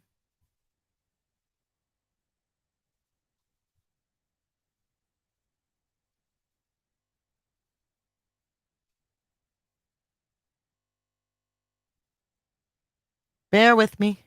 I got this. I got to close this affidavit. Slack. I got so much open. Oh, I know. I have like 5 browsers open, Slack. I know. Same here. And I It's don't know what crazy. I'm like, what am I showing again? Okay, here it is.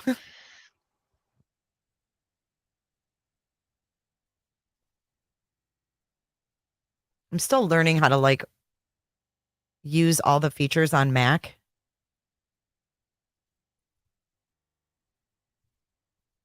Okay, so here we have.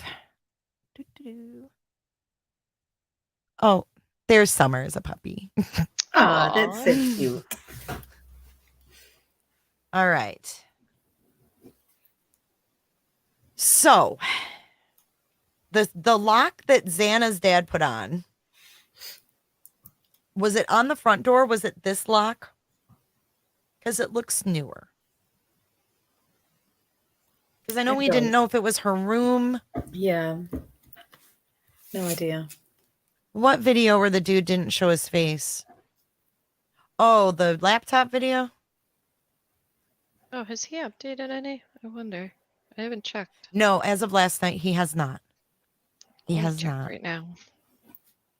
I don't think we'll see anything more from him. No. Oh, wait. What's this? 4 hours ago. Oh my gosh. Yeah. Share screen. Oh my. What the heck?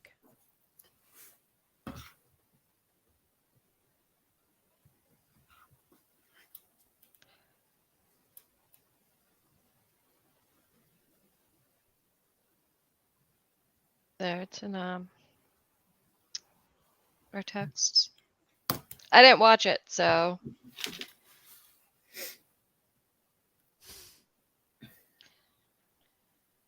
Oh boy. There we go. That fucking creepy voice. Oh man. Okay. Here we go with the latest TikTok from, what is it? Josco? Josco. Josco 1972.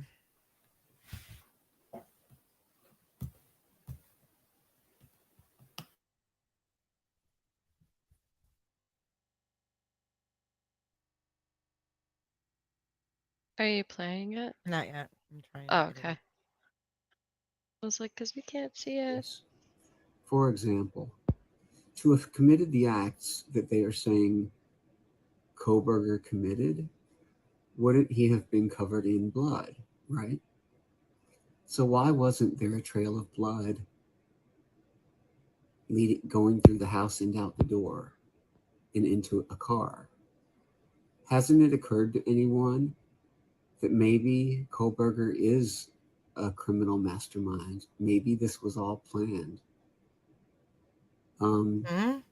What if, just think about this, what if Bryan Kohberger was simply the person's ride?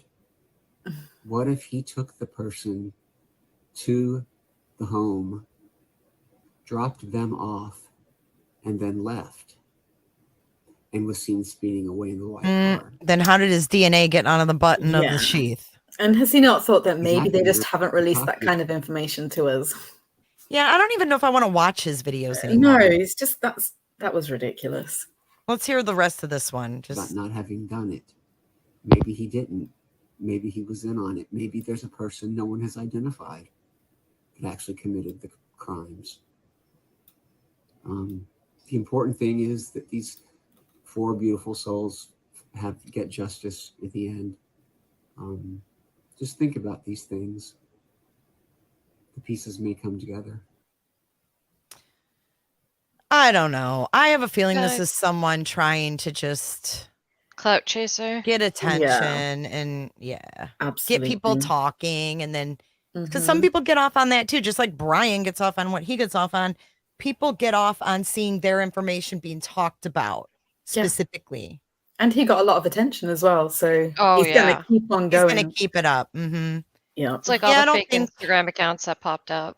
I think now that we have, law enforcement's arrest, we got the affidavit, we've got a lot more information. I think that, of course, everyone's going to look and see what that's about, but I don't think that that's going to be anything. And if No. he's trying to allude that, he's involved or he knows somebody else is involved, that's what he's saying. Yeah. And that's just weird to me. It is very weird. And don't you think that if someone else was involved, like law enforcement would be looking? I mean, they would, just like we can see this, Ellie can see this. Yeah. What do you think of that Papa Roger guy? I don't know. Yeah, that was strange. It's all weird. I mean, we don't know what he was posting on social media. This guy's a lunatic. Judy says, "Okay, go look. I let him have it." Who? The TikTok guy? Judy's all telling off the TikTok guy, like, "Go FDO." But remember too, was it on Reddit where the he talked about the handle being removed on the back door? Yes. Yeah. And the shoe print as well. Yeah, and interesting. Did Bryan wear Vans then? That's what it sounds like. Interesting. Okay, here, share screen for a sec.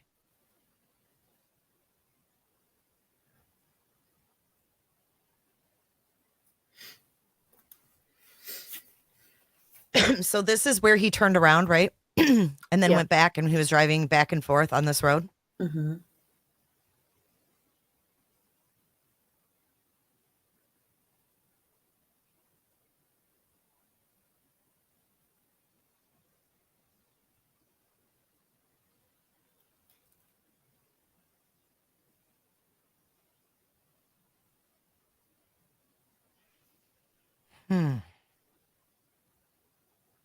This is just all so disturbing.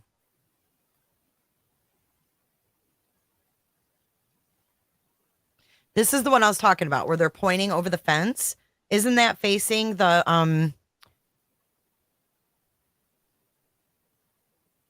where that house would be, where next to Xana's bedroom? Yep. They're looking over that way.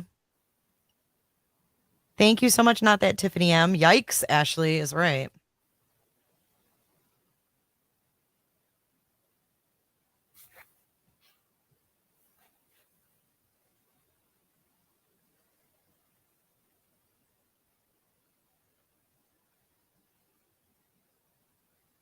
But it could be the behavior of someone who is obsessed with their crime that they just pulled off. I mean, just because he studied criminology, and let's not forget, his first degree is psychology.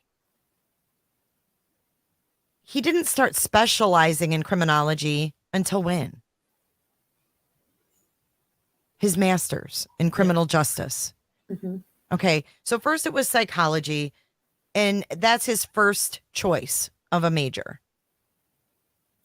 So think about that. The psychology is going to get him before the putting himself at risk of getting seen or caught. Because think about what that BTK said. He couldn't help himself. The urge was there. So if he felt that urge and to go by, maybe he was going to go back and see if he could get the sheath. Maybe he was going back to see if they had, there was law enforcement presence yet. I don't know. But there's no perfect crime, is my point. And plus, studying and everything and planning it all and being meticulous and calculating is completely different to actually carrying it out for real as well. So things happen that weren't planned. Yeah. Maybe like Ethan being there. Yeah. And I don't know. I mean, the dog situation and everything. And, there are so many things that can happen to make it like. I feel like his plan was foiled anyways. Yeah. And it happens with crimes, like we see it with other serial killers and stuff. Things go wrong, or they make a mistake, and they're like, "Ugh, like I shouldn't have done that," or whatever. Like it happens.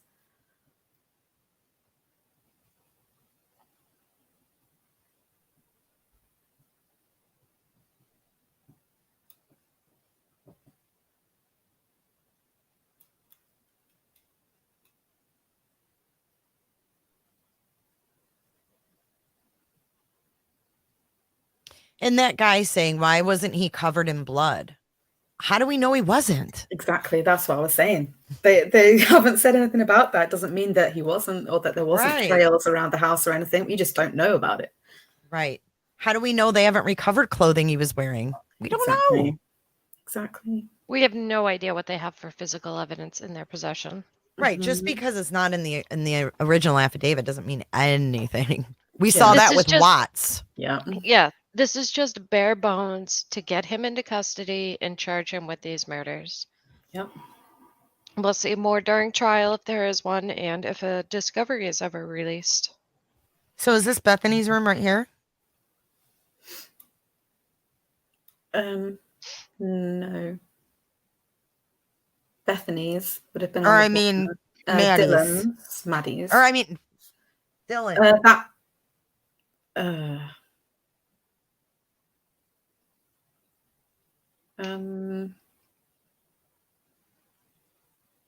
No, that would have been the third floor. This is Dylan's room. Yeah.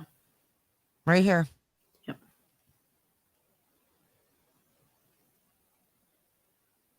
And she looked out her window to see what? I guess to see if she could see anything. She was hearing stuff. God, it was scary. And it was probably so dark out there. Yeah. There's Well, the good we've vibes seen- thing through the we've hut, seen through the window. How dark it is around there from those body cam of those kids on the... That was probably the only thing on, was the good vibes thing. Yeah.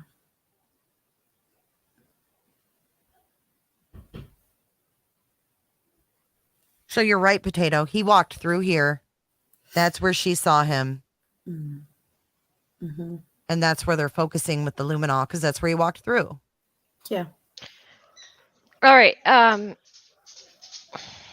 We're not blaming the two surviving roommates. If you continue to do that, you will be removed. Thank you, HJ. Now, where is this? Where does that lead to? Down to like towards Is that the parking lot that's behind? right, but which like that big tree, like where would that be if you walked down that hill? Where would you end up? At the neighbors? Like down the hill?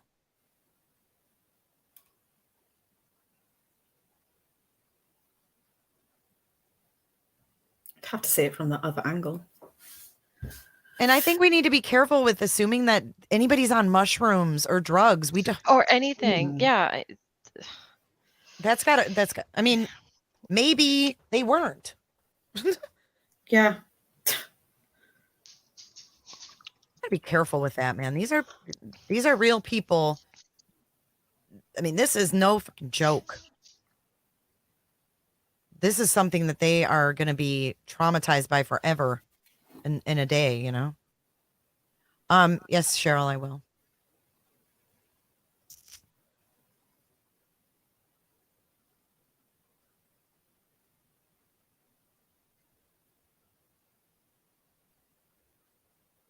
It really can, Amy.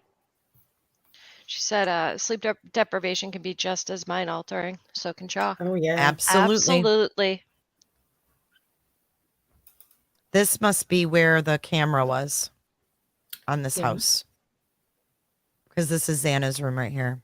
Mm-hmm.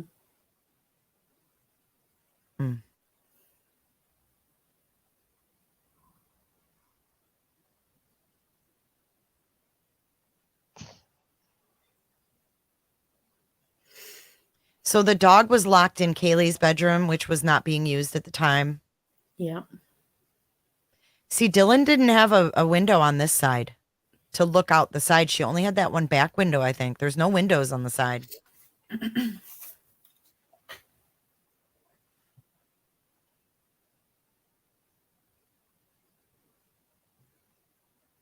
Okay.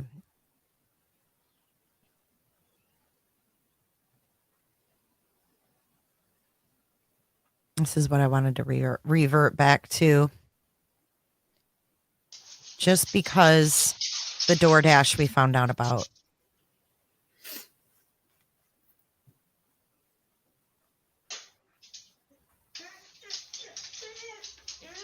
Now Relax. here it says white car seen at 3:45 a.m. on November 13th. So they put that in there, but they didn't put all of the sightings. Mm-mm. This would be what room? Kaylee's?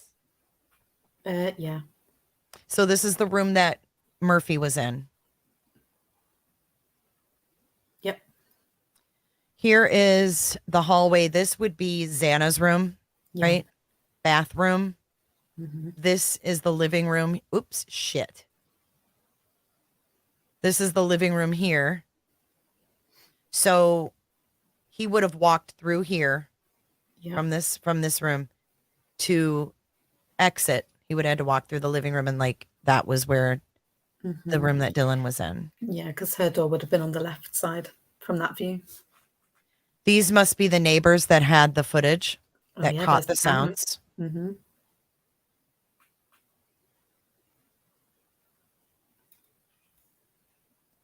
And we don't know if they saw or heard anything either. No idea. Nope.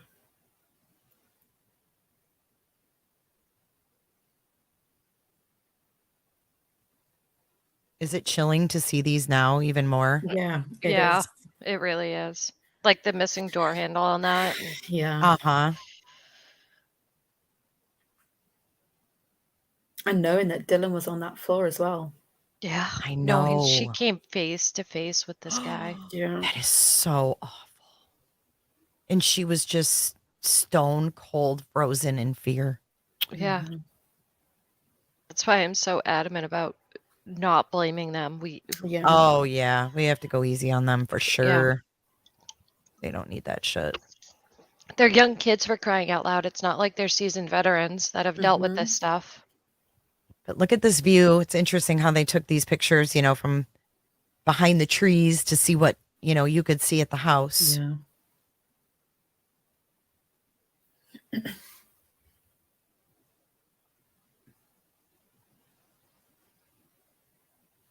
I'm still curious what he was doing before. Like, was he at that frat party? Was he at the bar? Oh, no, he wasn't at the bar. Was We he know that. following them? Well, we don't know. He could have been at the bar. We don't know for sure. Do we? No, I mean, all we know is the times of his phone His and movement. where he was seen on camera. Okay, there's that Jack in the Box bag. And I'm thinking that might have been the DoorDash. That's horrible. Mm.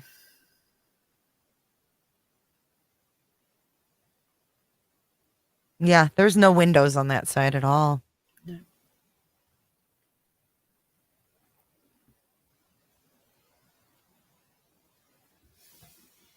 And there's the house. Again, that probably had the footage. And it just caught faint sounds, it said. And they spent a lot of time focusing on the front bedrooms too, but I guess they'd focus on everything. We're just seeing pictures of whatever was caught at the moment.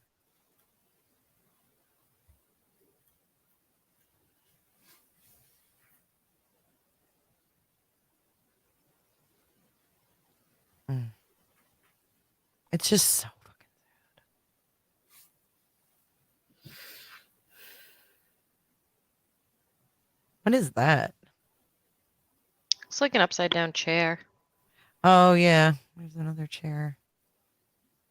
And think about it, when Bryan first moved there, it was freaking summer. So they were probably outside a lot. Yep. A lot. Hanging out back. They would sit on that roof and they would take pictures. With that nice deck and that nice patio, I bet your butt they were out there. Oh yeah, look at they got a couch out there for even. Yeah. Yeah. I and guarantee you they hung out there a lot and they had their party lights out there, a grill. He could have easily parked behind there and just be watching them. Hell yeah. From his car. Yep. These kids are oblivious. They don't No. pay attention to that. Yeah, you wouldn't even think about it. When I was in college, I never once thought about it. No. Not once. At all. Mm-mm. I mean, we had a peeping Tom going around, but that was about it. Never once thought someone would come into my apartment with my roommates there and do something like this. Thank you I felt so much, so Charmed safe with my Girl. roommates around. You did. Yeah, I mean, that's the buddy system. That's what we're taught. We're okay if we're with people. Mm-hmm. I mean, 6 people in that house. You wouldn't think. You think that would be the safest place. Oh, God, yes.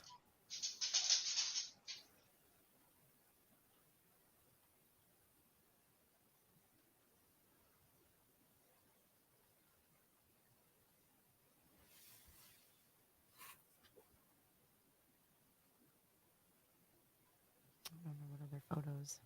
That's pretty much it. All right, guys. I'm gonna close this out because I think we all need a break.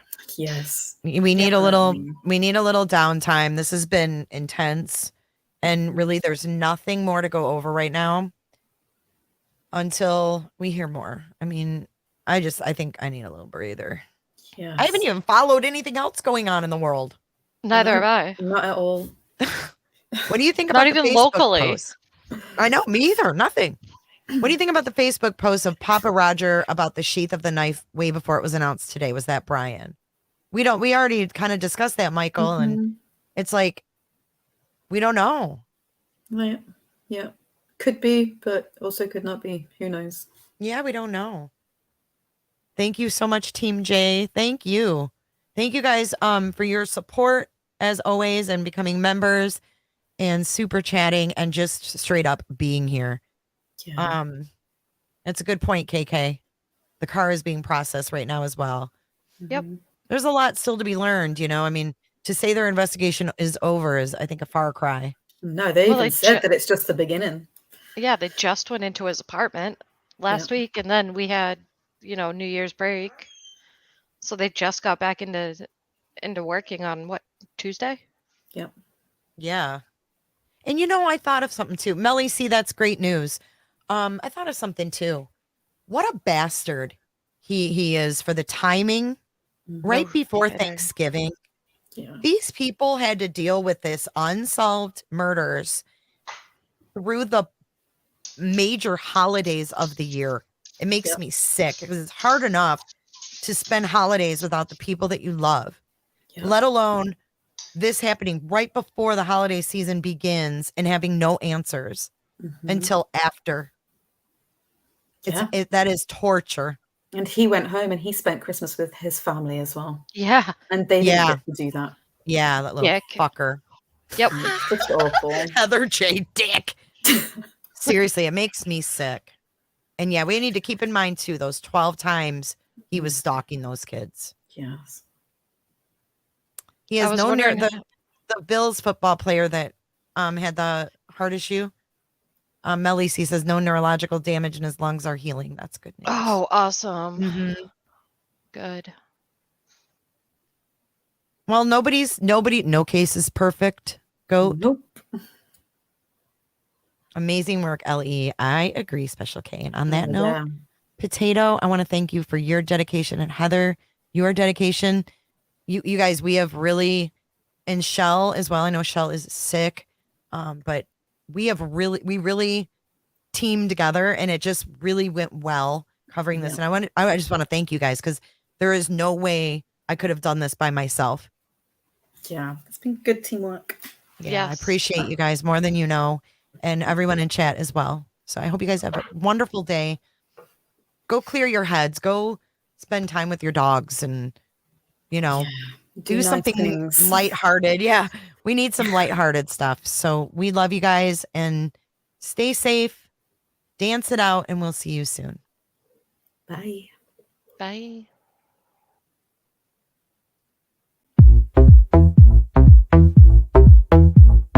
I don't give a damn. I don't really care about you.